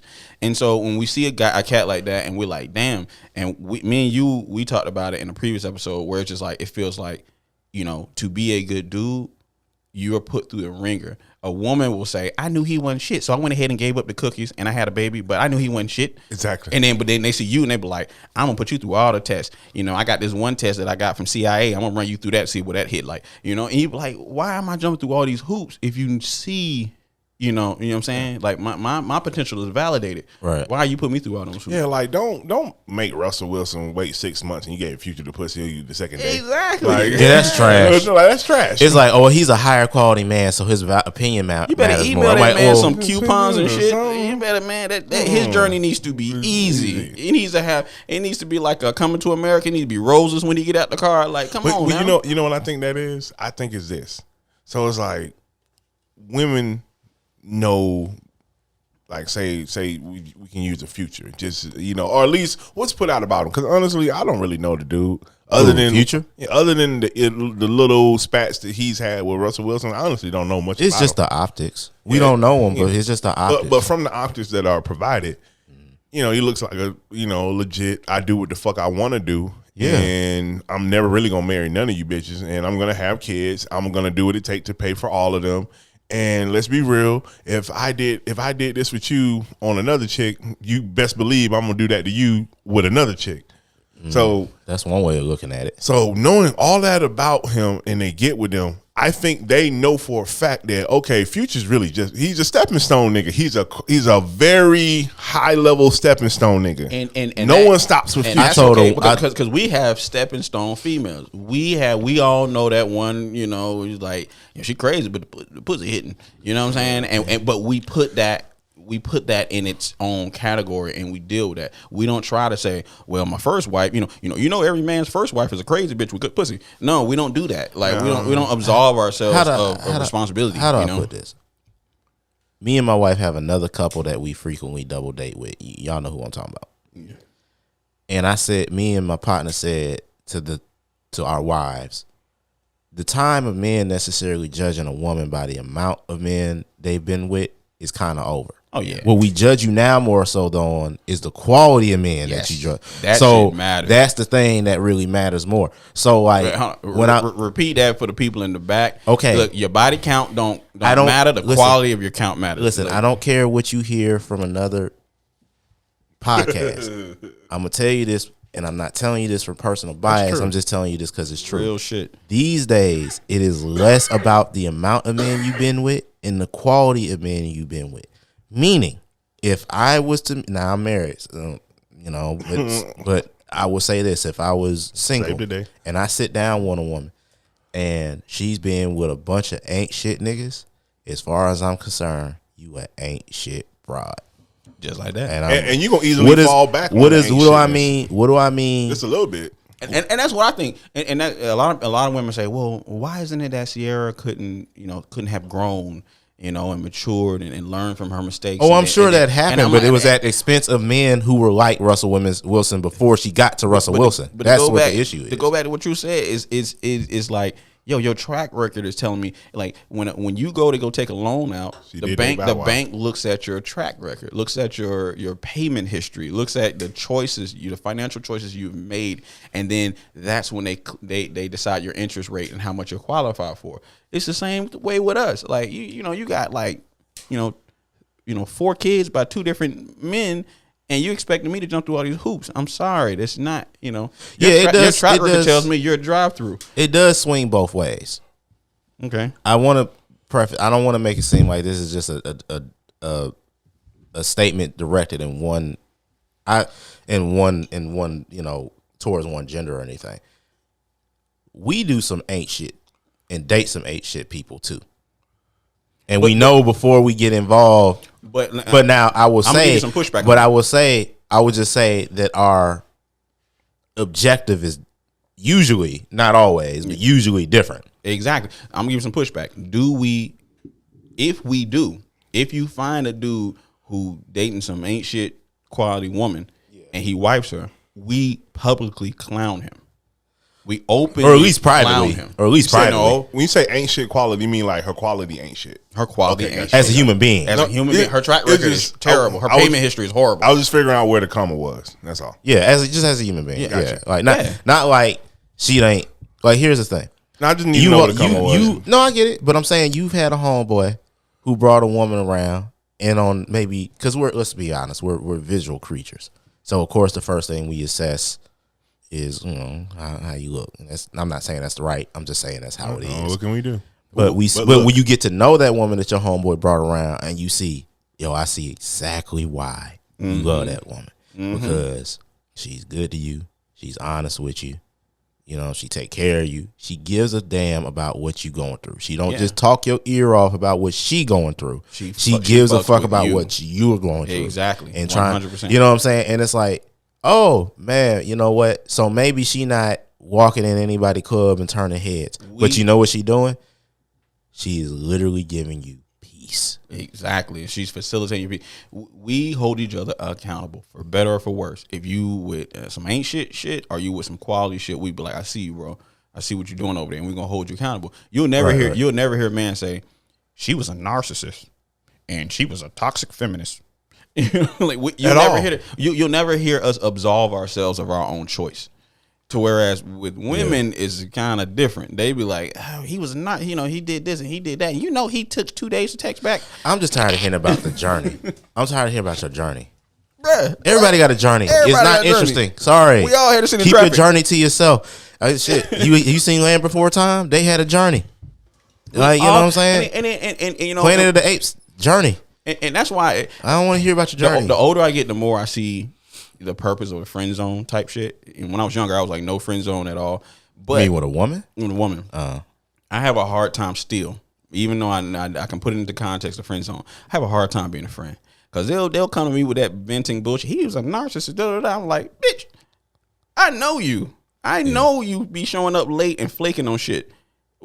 Tell me the other side of this story. And then, well, whose side are you on? I don't need no ops. I don't need no fake friends. No, but look, I know your shit raggedy too, and it's just like I just don't get that mentality of like dating is a process. It's a 2-way fucking process, and they just be like, it's almost like they're like, I'm me. When I step outside, my husband better be ready, and the AC better be on. Like it's just this weird thing where they absolve themselves of being a part of the process. Can I ask y'all about something?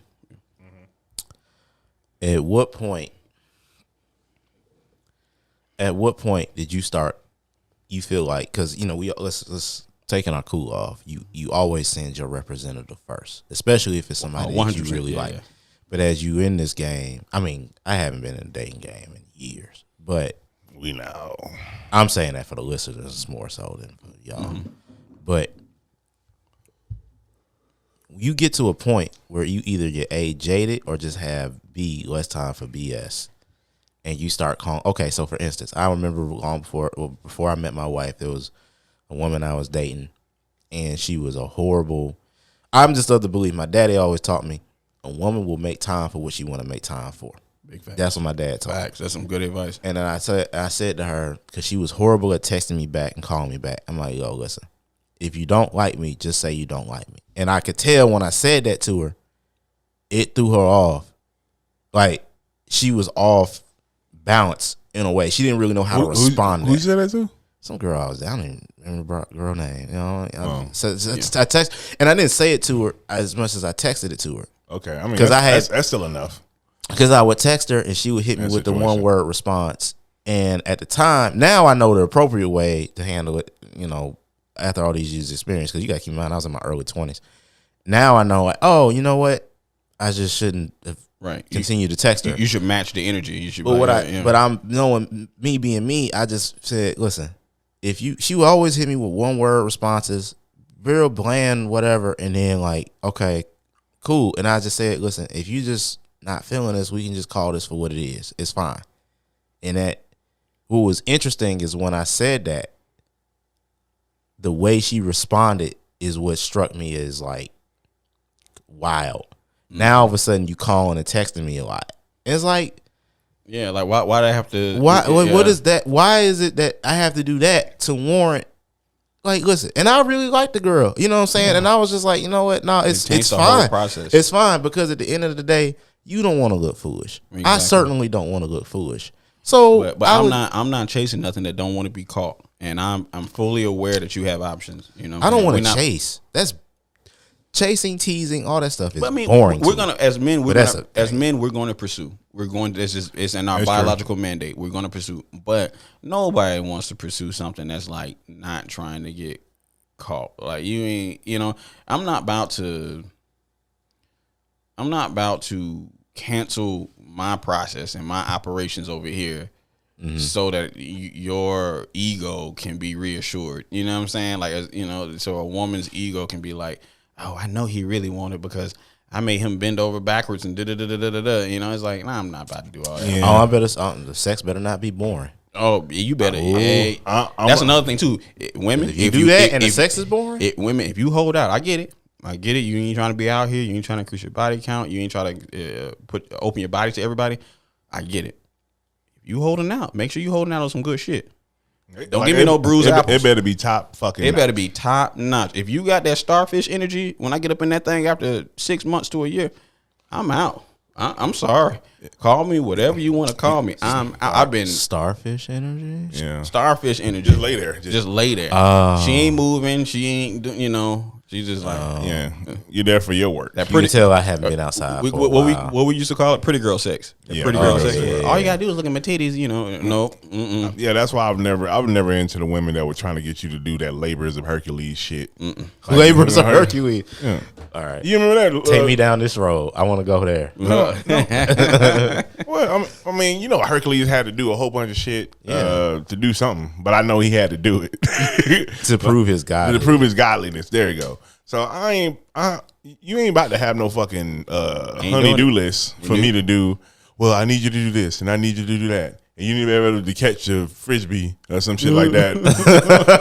It do be random while doing a handstand, and you sitting there like, you know what? Why do you think you're worth that much? Exactly. It be so weird. Why do you think you're worth that much? They have a random criteria. Who told you? And what are their credentials? It's so funny because and that's the online dating effect where the numbers or the options are so massive that they get really weird in their criteria, and they be like, he needs to be a 4X trader. You're like, what? What is happening? Like, what? Yeah, he needs to be a Gemini 4X trader because I don't date anybody else. You're like, what is happening here? At a certain point, you sit there and read those captions like, oh. So this is your ex. Got you. Exactly. You want to redo your last situation. That's what with a slightly different personality. Hopefully he doesn't have the same hangups the other one had. Got you. All right. I'm just saying. I don't know. If you're wondering why the dead silence, we're trying to pick the next topic. Don't be telling them that. Yeah, it's the truth. No. Why you breaking the third wall? Yeah, third wall ass nigga. Because I'm Deadpool.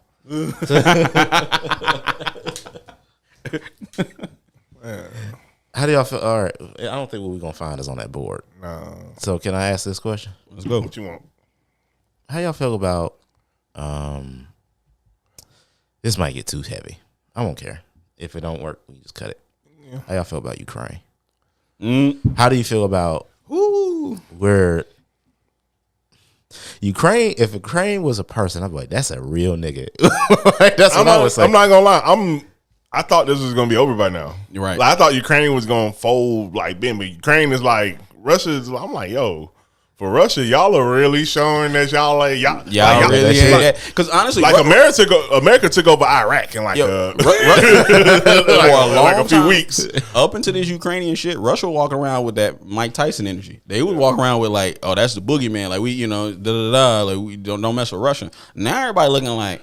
Y'all, they killed how many Russian generals? God damn! But we still giving China that same energy. The Ukraine got like hand-me-down guns, and they pushing back Russia. Yeah, nah. Well, I mean, like, listen, let's call it what it is. It's guerrilla warfare. It is guerrilla warfare, but they have, to be real. If you think about it, we're giving them so much like technology. Like the Stinger missile system and shit like that, and then apparently, they are getting a lot of support. Like they got an Iron Dome from Britain, like they really, yeah. I didn't know that. I know they got the kamikaze drones from somewhere. Man, they got some support. They got some friends. They got some rich friends. No, I'm glad to see. You know what I mean? Like that, what their country goes through really does weigh on my heart. You know what I mean? It's like I'm not too much gonna say because anything where I see children, whether it be Syria, whether it be Ukraine, anywhere. Where children being affected, that always weighs heavy on my heart. I am very happy to see their ability to push back. I wish this shit was over. I did see, correct me if I'm wrong, did Ukraine hit an oil field in Russia? Did they cross the line and say we gonna fuck your shit up now? Yeah. I ain't gonna lie, it was like their first offensive thing, and I'm sitting there like Ukraine, like, oh, you thought we were so bitches. and from my understanding, that came after a governor and his family was executed. Yeah, Really? Yeah. Man, there's so dark. many like He's like, oh, that's the game we doing. Okay, all right. there's so many gonna set some Geneva shit on Code fire. infractions going on right now. Oh, it's war crimes galore over there, man. Yeah, Russia's fucked up for this. They fucked up for this, and you know, this conflict is going to be long gone, but Russia going to have some serious global issues because the ruble was backed off of just a few things, you know, before all this. People used to always say they're a large company. I mean, a large country with very small exports. Like they're not very diverse in their Well, aren't they exports. like the number 2 oil Yeah, exactly. export in the world? Exactly. Am I wrong? Yeah. And they have a few other things that they export, but they're not a very diverse economy. Okay. And so I really don't know what Putin is thinking. I'm still waiting for the other shoe to drop. How old is Putin? And how old is don't know. Yeah, Truth, yeah. how old is Putin? Putin, oh. Is he like Like he, man, you used to, Is man. he in his when I 70s? say, I would say he's at least in his 60s. Let's look it up. Right? that mind might be starting? Well, I don't mean for this to sound that's a fucked good- up, that's a but He's 69. Oh damn, he's a Libra. Hey, that makes all the sense in the world. I'm not trying to make stabs at like the elderly. I'm just saying that I always thought it was Oh, he's weird. 5'7". Oh man, That makes sense as well. I can Hey, do what it. the fuck you trying to say? No, a lot of things That are means making sense. that means he done got dunked on. Listen, you're a 5'7". So am I. What am I trying? You're a 5'7" Gemini. I'm 5'5". Okay, I own mine. You're a 5'5" Gemini. I don't pick fights with you. I'll pick fights with a lot of people. I ain't gonna pick fights with you. The shorter you are, the more weapons I know you I have. would like to Man. think that you don't pick fights with me because you love me, but Well, of okay. course, obviously. But even in our scruffles, I'm like, that ain't the one. That's a little Wolverine over there. Like, leave that motherfucker alone. I tell you, as I get older, I'm a lot less likely to fight and much more likely to shoot. Shit. Much more likely to shoot. I am not going, not you obviously, but I'm just saying people in general. But Oh, he used to be KGB. yeah, you didn't know that? Damn. So I don't know. Putin's scared because you know that nigga done choke somebody to death. Oh, obviously. Like yeah. with his bare fucking hands, he done. They have like these expert analysts that talk about KGB night. tactics. Like Like he said in apparently, Russian, good night. let me make sure if I had this right.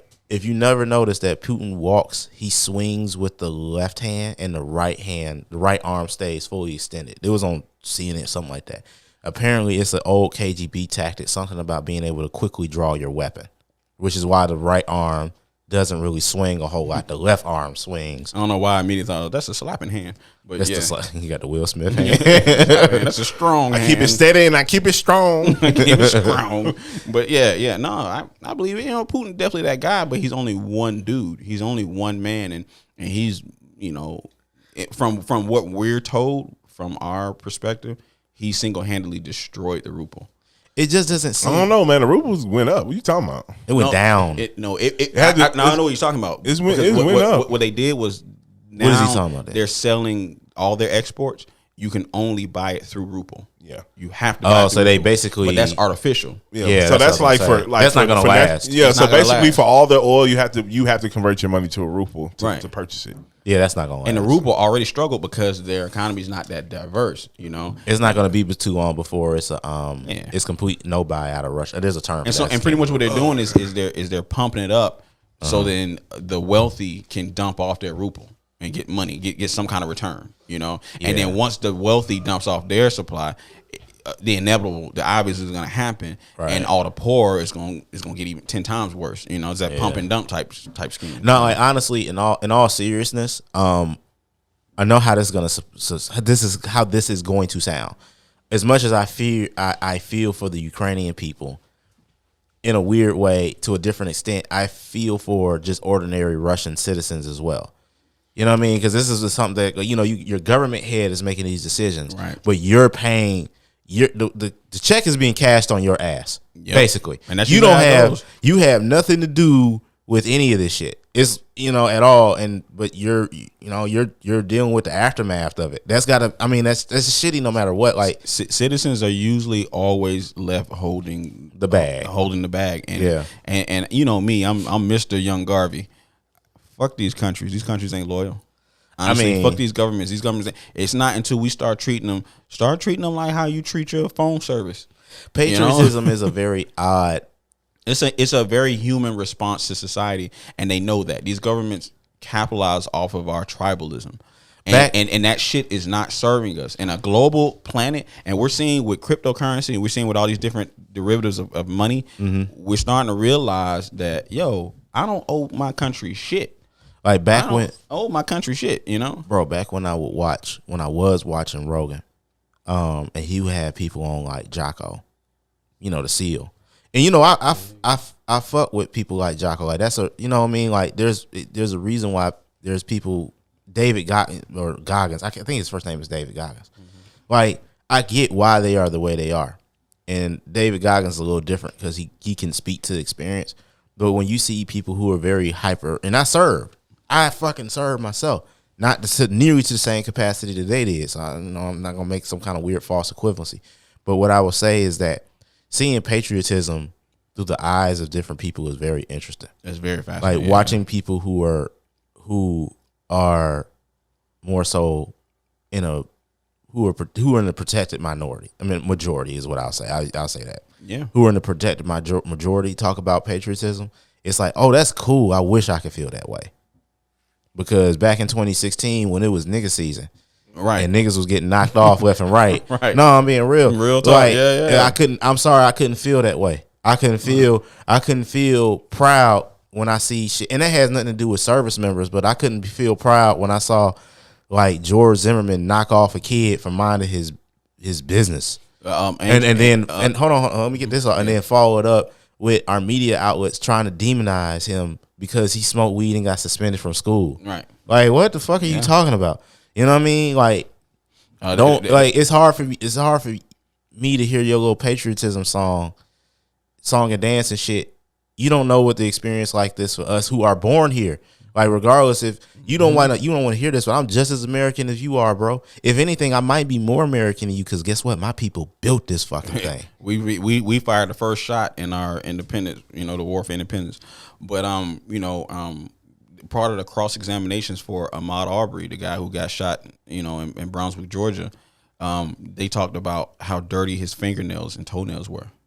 That was a part of the cross-examination. They talked about his corpse. What? They talked about how unclean his corpse was. That's what I'm saying. You know what I'm saying? So, but Andrew Schultz had rose a good point, and it was fascinating hearing it come from a young white dude, where he was like, you know, it's not until I really like got true black friends, I realized that y'all's patriotism is selective. Yeah. As a white man, I feel like this is my country, for better or for worse, everything about it. This is me. I'm American to the day I die. Mm-hmm. Y'all are like, these are the parts I like about America. The rest can go kick rocks with A-rap sandals. Yeah. You know? Yeah. And it's like, and I'm like, yeah, 100%. We've never got enough from our country. We never got enough return on our investment. You know what, be fully invested. You know what being a black American feels like? It's like when your homeboy got invited to a party, you weren't invited, but they brought you along anyway. That's what that shit feels like. 100%. Like, and it's cool party, like Kim Kardashian there. She, you know, all those celebrities and shit. Maybe not. I shouldn't use her. And all the people that you want to see is there, but then you see them people do some fuck shit you really don't like. That's what being black in America is like. It's like, you know what I'm saying? It's not something that's quantifiable necessarily by hard statistics. So you have people who, like one of my favorite people is Ben Shapiro. I love Ben Shapiro. I'm one of the few people who likes Ben Shapiro. You know what? I put him with Candace Owens. I put him with Candace Owens, and we'll go into that. But I love Ben Shapiro. But if Ben Shapiro was a friend of mine, I'd be like, it's something you wouldn't understand, because you're a person who has to quantify things by, which is not wrong, but you don't understand necessarily the emotional compounds of what I'm talking about. Right. And because of that, I can't have that conversation. You're a little too big for your britches. Like you don't really see the other side, and you're so like strong on your opinion that you lack the perspective to really be as passionate as you are about that topic. And that's how I feel about Ben Shapiro. It's just one of them things like you don't know how disheartening it is to see what happened like George Floyd. the basic thing should be like, that was wrong. It shouldn't have happened. Here are the consequences. Right. Done. Wash your hands with it. But that's not what happens. They sit up here and they pull this person's track record. He did this. He did that. He did this. Okay, fine. But what does that have to do with him potentially, from what they said, from what I remember, him maybe taking something from a gas station and dying by suffocation, essentially. Yeah. From are you talking about George Floyd? Because they kneeled on his neck. So that's why I say suffocation. I thought you were talking about Trayvon Martin. That's why I say that's why. That's what I'm saying. It's like a nigga died. It's one of the things. That's what I'm saying. It's like, does the punishment fit the crime? Mm. Does the punishment fit the crime? We're always dehumanized. You know. That's what I'm saying. Yeah. That's what I'm saying. Yeah. Like, if anybody has the right to feel patriotic, it's first of all the Native Americans you kicked out of here. Exactly. And massacred in massive droves. Listen, this American experience is. But I do love it. It's so complicated. Yeah, it's a love-hate relationship, and it's a lot of hate, you know, that we got to deal with to get to the love. And so and me and my brother was up to 6 a.m. this morning. That's partially why I was late, drinking tequila up 6 a.m. And this was the bulk of the conversation, where we have differences in ideas of our patriotic obligations to this country. I'm more Garvey leaning, where I'm like, fuck y'all, I'm out. You got to compete for my tax dollar. You know what I'm saying? You're not entitled to my property tax dollar. Right. He's more of, you're obligated to contribute to this country. You know, because of our history, because of our investment in this country, we built this country. So I'm not saying we got to walk away. I'm saying we need to diversify, because this country ain't loyal. You know? Well, it's also the fact that, you know, historically this country wasn't built to serve someone that looked like us. Exactly. So, like, you know, and this is when and the funny part is Kaepernick. So, like, you remember Kaepernick, the dude kneeled doing the fucking national anthem, and white people just upset like he spit in their fucking eye. And we're sitting there like, what? I'm like, y'all are really upset about this. I'm like, all he did was take a knee. I don't even take my hat off. This dude took a knee. And they was like, you hate the Marines? I'm like, wait, what?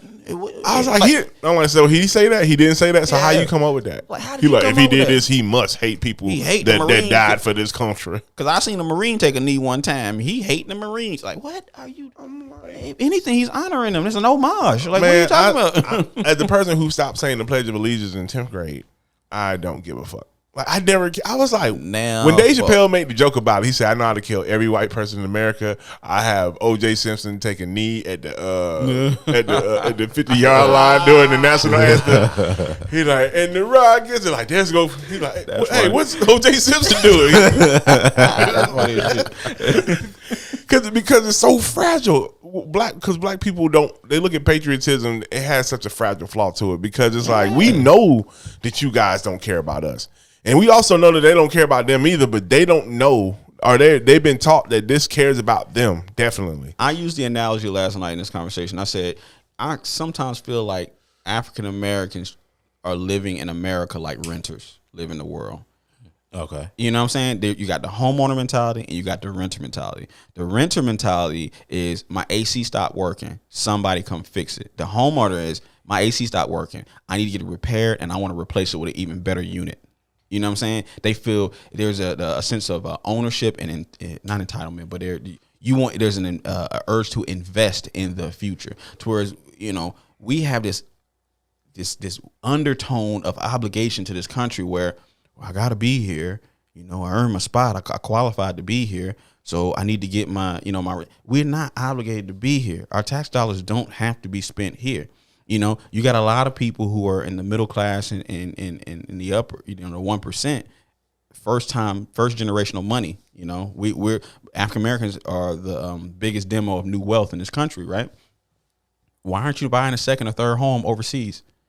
You know, why do you feel obligated to be here? Right. You know, and that always concerns me. I'm like Elon Musk with this shit. Eventually, we need to go out into the world and prosper. You know, eventually, you know, we can't stay on these blocks and keep begging for scraps. You know, But Elon wants to go to the fucking Mars. But he feels like in order for need that, humanity to survive another 1,000 years, we need to be off this rock. We can't be isolated to one place. We can't get past our own bullshit. Yeah. It's like you need people. Like fossil fuels is fucking up the world, and y'all were like, well, that's the thing. another $1 billion. That's the thing. You need people who are futurists. That simple. But. You see people who are futurists. What you mean? Who are like, we can't. Look, there are certain people who have to separate themselves from general society, just because they see what the end goal really should be and how we are stuck. We're still stuck on point A, and they're at least at point like H. You know what I'm saying? And they're trying. You know what I mean? It's like, okay, y'all deal with that because we have to actually get this thing moving. Right. Because you're not seeing the implications of being stuck on point A is causing on the world as on a global scale. You know what I mean? So you mean it more so that shit has to spread out? Shit, yeah, basically shit has to spread out because at the end of the day, like, okay, I'm not saying you should believe it or not believe it. All I'm saying is if you were to have a scientist who said in 12 years, if we do not radically change the way that we maintain our existence on this planet, we're fucking lunch meat. Done. Yeah. That's it. That's it. These are people who have studied and at the best of their craft is understanding this science that there is available. Here's the crazy thing. That shit's already happened. But I'm gonna leave that where it be. Okay, I see what you mean. I'm thinking like some Elysium type shit. I'm just saying. Oh, yeah. No. I'm not talking about necessarily. Well, maybe to an extent, actually, yeah. I'm thinking. Well, because I'm thinking like I guess it kind of tied into what you were saying, like more so like having to spread out, but to the idea that humans here just don't know how to act. We don't. Yeah, we don't know how to act. We don't. We're here in 2022. So you're saying let's not take this bullshit to another place. Yeah. You know, let's fix it. Yeah, we're here in 2022, and we just got done talking about how one country just invaded a sovereign country over shit that's over some hundreds of years old. Some old ideas that nobody even gives a fuck about anymore. Yeah. Doesn't make sense. It does. You know when things made the most sense? When we were fucking locked up in the house. And you saw how the world start to fix itself. Not economically. No, but naturally. I just mean naturally. Yeah. Naturally, you start seeing dolphins swim through Venice. You started seeing parents spending time with their kids. Yeah. The ozone layer was healing people was itself. getting divorced left and right. And I'm not saying that's a good thing. I'm just saying I think people was looking at their spouses like, you just got good pussy. I don't like you. You know what I'm saying? He like, you sure can't cook. Right? You know what I'm saying? Your credit ain't even that good. You don't never clean up. Yeah, you know what I mean? Like there was more introspection during lockup. Yeah, 100%. And we've managed to get to a point where now we're back outside and we doing the same old dumb shit we was running doing back before. to our own bad habits. I'm just like, what? The ozone layer is opening right back up. U.S. government. Yes. If you're listening, I want to give you a tip. If you really want to reduce, good. They always if you really want to reduce carbon emissions, then you maybe should try to find a way to make it for jobs that aren't essential for commuting, to make it mandate or at least a tax break for companies that let their employees stay home. Guess what? You just lowered carbon emissions. You're welcome. But the shortcomings of capitalism is not a healthy planet, not a happy society. It's for a productive society. That's all it cares about. It moves.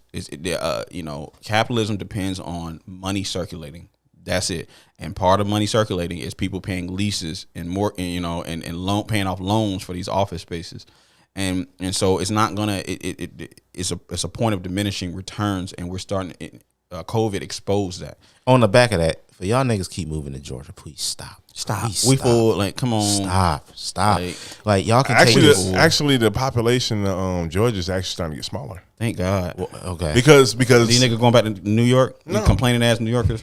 No, they can't, because they can't out here because they're broke. Yeah, they can't. You can't go back to New York, bro. I just don't know why y'all don't go to North Florida. They got plenty of opportunity. I don't know why y'all just don't take this same energy that y'all have for Atlanta and prop up fucking Arkansas, Alabama, Tennessee, and prop up their cities like you do Atlanta. Like, we are fine with that. Please believe. You know how the spread goes. They have to work their way.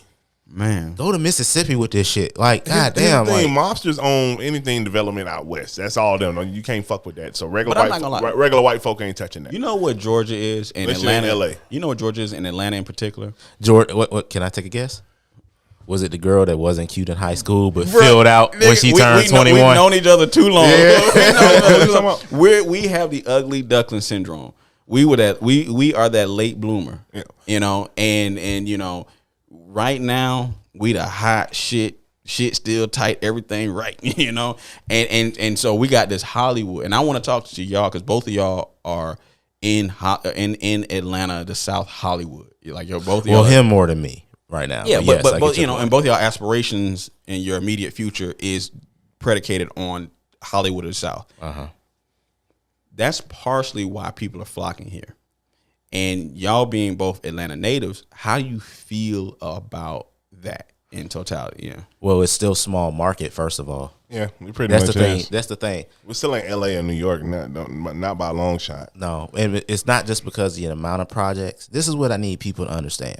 Everybody calls Georgia Hollywood of the South. Sure, when it's time for up from pre-production to, you know, principal photography, even down to post-production.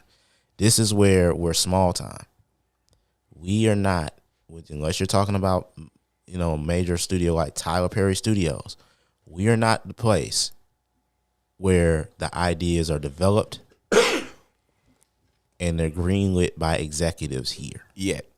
Yet. Yes, good point. Yet. That's something I'm privately working on with my business, obviously. But my point is that until we are doing that, until we are our own version of Warner Brothers, our own version of Disney, our own version of Universal, whatever you want to, major studio system you want to throw out there, until we start doing that here, we are going to be small market. It's just the way it is. It's not enough just to have cameras on here. You have to have executives with executive offices and the creative people. If you go on any major studio, even Netflix, all the jobs that you're going to see in Atlanta are IT analyst based jobs. Really? Yes, for the most part. You'll have a couple outliers unless you're looking at Warner. No, unless you're looking at Warner Media, because they do have an office here. You can't get jobs at Warner Media like Adult Swim. Most of the shit here is like below the line positions. You don't see any above the line positions here like that, and you especially don't see them for executive positions. If you get a job if you yourself wanted a job as an executive at Stars, you're moving to California or New York. Really? Yes. True. Yeah. Maybe Chicago. Maybe. That's a strong maybe. I don't know about Chicago. What's happening in the film? That's a strong maybe. What's happening in the film industry is a new branch is growing here in Atlanta. Like It's really slow though. We're the fastest growing branch or the fastest growing root of Hollywood. What do y'all want to see? Like in your ideal world, your fantasy world of what the Hollywood of the South becomes, what does that industry look like for you? Let him go first. Say it again. So, you know, Atlanta's the newest branch of Hollywood. And everything they're doing is, you know, 2 and 3.0. What, in your fantasy world, what do you want the film industry to look like 10, 15 years from now in Atlanta?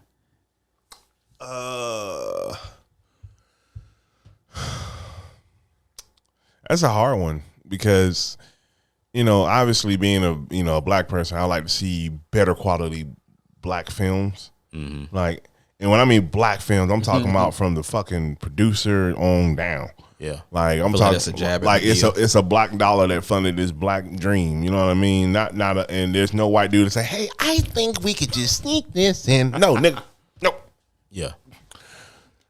That would be my dream to see more black people on set. I mean, it's funny, you know, working in the industry. You know, it's my first time having like super extensive time around white people. Really? Yeah, it's legit. Like I've always worked. I mean, I worked in corporate, but I worked in departments that were surprisingly very black. Like maybe the supervisor was white, and the director was definitely white. How does that sound? Yeah. but yeah, but most of the That's people, not a joke. most of the people in the room were black. I mean, we used to do Joning competitions. Like that's how black it was. We had one white lady named Martha who had fibromyalgia. I don't know what that is, but okay. I don't either. Honestly, I think your organs attack yourself or something like that. Oh damn. But when I got to the film industry, which is like really the next job out, I was like, wow, white people everywhere. Yeah. And one day I was talking with an electrician. It's a lot more electricians, black electricians than black Crips. And he was like, yeah, man, you should come on to Electricide, this and that. They got all, you'll be well surrounded. They're like, even, we know what's going on here. We ain't crazy. So I was talking with him, and the guy walks away. He was like, yeah, over at Tyler Perry, man, all black grip crew. So he be hanging around nothing but black people. That'd be awesome to have a day where I'm hanging around nothing but black grips just going in. Because Denzel said it ain't about color, it's culture. It's culture. Oh man. So, white dude in the grip crew or around me heard that conversation. And he was like, well, and he does this little perusing walk over, like, let's talk about this. And, you weren't invited to the party, sir. but it's just me and him. He's like, so why is it such a big deal to have an all-white grip crew? I mean, all-black grip crew. Mm-hmm. I said, well, the same reason that when you see an all-white grip crew, you just call them a grip crew. It doesn't even register to you. Yep. That this is all white people. It's just a grip crew. Yep. When you see all black people, you're like, oh, there's a lot of niggas in here. Yeah, it's very urban today. I've never seen these many black grips in the sun. Because you don't see it. Niggas everywhere. Like the only time where it's been like all black grips with me is I'm working on reality TV, and I'm really the only person who, it may be me and another guy who's the only experienced people there, and everybody else's PAs being turned into helpers that day. It's not I. It's me. So you. Me. Really, I mean, I feel like I kind of already said it. What I want to see here is major studios, basically that are homegrown and operate out of Atlanta. Not to say that we won't film anywhere else, but the ideas are curated here. They're funded here. The marketing department operates from here. Mm-hmm. Hiring cast and crew cast is hard, but at least crew from here if they're filming here. Distribution channel or distribution operating channels through here, or at least negotiated through here. That's how we become a non-small market entity. The truth of the matter is, though, is the state of Georgia is comparatively small. So it's not enough really for it to just be Georgia. You need to Tennessee, South Carolina, maybe Alabama needs to. Yeah, I mean, Florida has an industry, but it's more so Miami. Yeah. Miami which feels like a completely different thing unto itself. Yep. Like that's what really needs to happen here. Like, it's just one of those things. Like, but here's the best part. Here's the thing about small market. There's always positives. It's just dependent upon your perception and how you look at it. If you try to go create another major studio system out in California, you're gonna have a hard fucking time. Oh yeah. You do it here with a Wild West. All you got to do is find you a fucking abandoned warehouse and some people with money to believe. Yep. If you can get them to believe in the dream, because the truth of the matter is the evidence of it being successful is already there. Right. What you need is somebody who can get you into those spaces. So theater chains now take you serious as a major studio, saying if we make this that on such and such date, you're gonna give our film theater time, right, or theater channel through your various locations across the country for up to 90 days minimum. That's what we really, really need. And the thing is we have people here who are wealthy, who I feel like we haven't tapped into. I know I'm trying to now. Like, so for those listening, I have a company, Center Craze Entertainment. We are growing it as we speak. Mm-hmm. But the goal of it, and it's not just me, is we got to start making it to where the ideas come here. I'm telling you now, when I went to film school, I had a producer, and it rubbed me the wrong way. He said all real scripts come in and out of California, and those that don't come from New York. That pissed me off. It was like, so you mean to tell me unless I have green hair, wear strange clothes, and live in Cali or New York, I wear overalls, and random piercings, that's the only way I'm gonna get a studio head, out of California. That's the only way I'm gonna get somebody to listen to a script, and my story can be better than theirs. Right? they'd be like, "Yep." Yeah, basically, he looked at me. He's like, "Yeah." I said, "No, that's a problem." The thing is that think about when American Idol came here all those years ago, and they was like, "We're surprised at the talent that's here." Why? Why? Right. Why are you surprised by that? You know It's not just churches Georgia around here. Yeah, it's not just Georgia. Yeah. Like there's like you keep doing this thing. You're making it seem as if talent is regional. It is not. Talent is everywhere. Exactly. I mean, no, but that mentality was even in politics at the time, because that was the same time when Hillary was like the deplorables or whatever. Yeah. You know, like I would say, like, I would honestly say I believe New York has better dancers. what? I would say, in the sense of when you think of like great, What? Isn't Chris Brown from Ohio? no, Isn't Michael Jackson from Ohio? no, No. two Okay. wrong things. I was like, but you missing my point. Aren't they not from New York?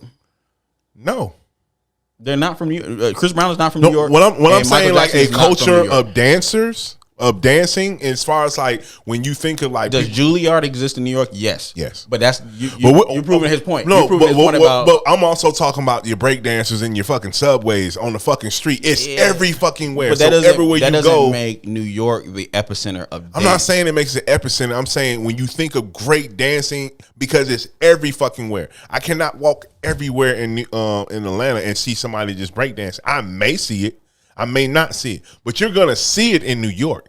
Like you're just gonna see it. I get it. Like you just walk on the subway, next thing you know, ding, niggas is dancing off the fucking roof. I see what you're saying. Like there is a culture of dance that exists in New York that's well established in New York.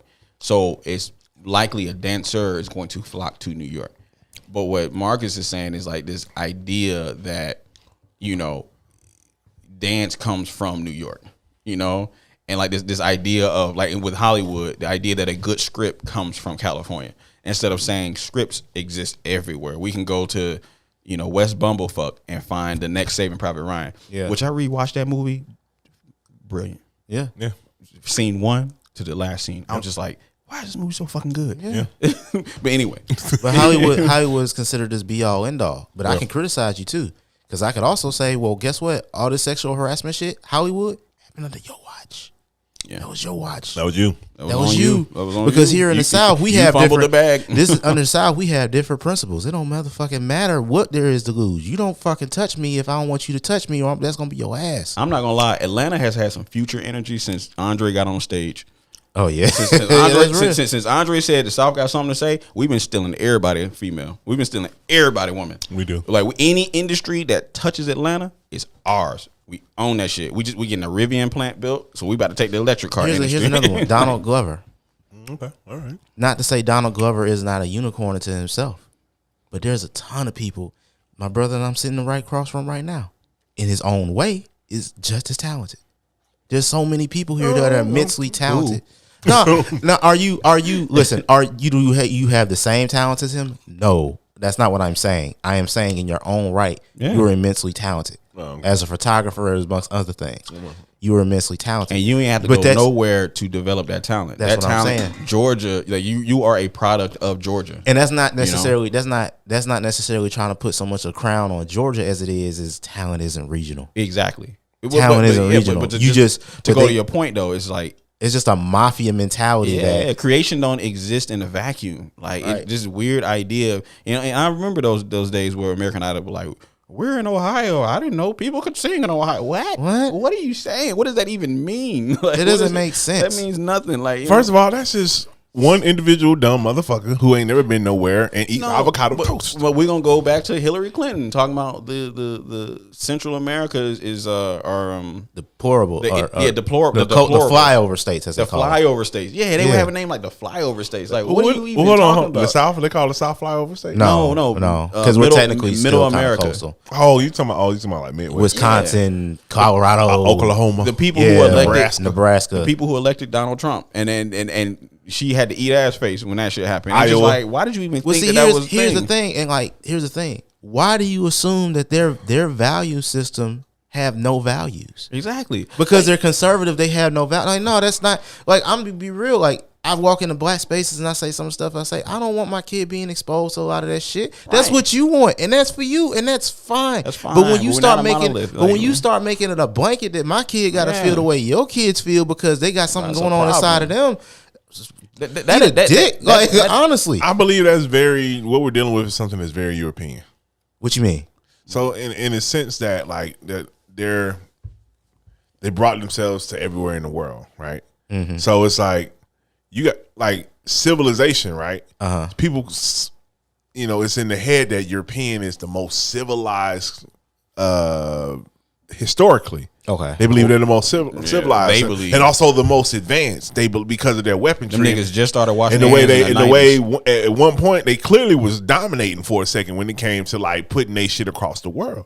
Yeah, because they did that in the Americas, in Africa, in Australia. They took hell, even in India and China. The niggas was over there taking shit. True. Okay. Like, so now you got the same society still around, right? That doesn't care about anybody else. Okay. It cares about what it does. Okay. So it's like, I'm saving you. So what it takes to save you, you're not civilized. You're not a civilized person. Compared to me, you're not civilized. Oh, yeah. Okay. I see where you're going with this. So that's what I mean. I that's why it's very European. I know better. Because they think they're better than you. They think they know better. Oh, you still Oh yeah, you still grow your own food. I can just go to the store and get food. Like it's an elitist attitude that don't even belong. It don't even belong. You know. Yeah, I don't need to do any of that. Who has to get their film developed? I can just take a picture on my iPhone and print it out. It's a better than now elitist mentality. I see what you're saying. No, you're not wrong. You're not wrong. It's hard to live in Californians and New Yorkers have that when they come to the South. Man, where I come from, I'm like, well, you should have stayed there. You broke bitch. I can't tell you how many. You in the way, some bitch. I came here because you wasn't thriving. I can't tell you how many people I've met. Like, why don't you move to LA? Well, first and foremost, my biggest thing is my kid is here and his grandparents, who are all like my father's in his 70s. So I'm not doing that. Sorry, I'm not doing that for the sake of my son deserves, as far as I'm concerned, I don't throw the word deserves around a lot. But one thing I say is my son, I think, deserves a good quality relationship with his grandparents. That's a personal belief of mine. My wife feels the same way. Outside of that, though, there are other than the cost of living in California, which is abysmal. Yeah. There's certain shit I just can't get down with. Like, y'all are extreme left over there. Gun laws are retarded.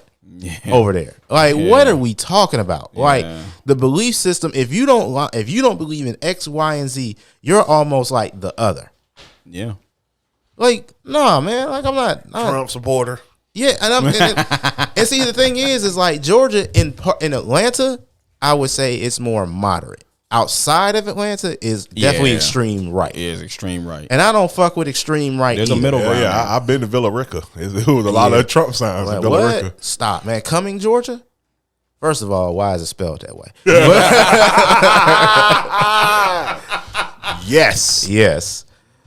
But shit. I ain't gonna lie, bruh. I've never said that thought out loud, but I'm like, I gotta go to Cumming. It's a nasty motherfucker. Like it's the only time I've seen Cumming spelled like that. Like for real. And then Dodge got the nerve to do it with their engines on the diesel trucks. Like, come on, better Dodge is coming. Yo, listen, it's we done this for a little bit more than 2 hours. We good? Yeah, we good. We solid. I would say like and subscribe, but that's some corny shit. So I hope you do. Yeah. We do because we like to get paid. I'm not even gonna hold you. I mean, we got dreams. So we can get a bigger studio and a pole in here. I want to get a studio. I want to be able to look at the trees outside. I would like a stock fridge, like a mini bar fridge. You like in a hotel room. You got my attention. Yeah, I'm just we can do that shit now. I mean, money would help though. So wink, nod. Yeah. You know what I mean? Investments have already been made, but it could be better. I'm just saying, we're gonna make it happen. Maybe a really big All right, you right. We need to stop dry begging. Peace. Thirsty asshole.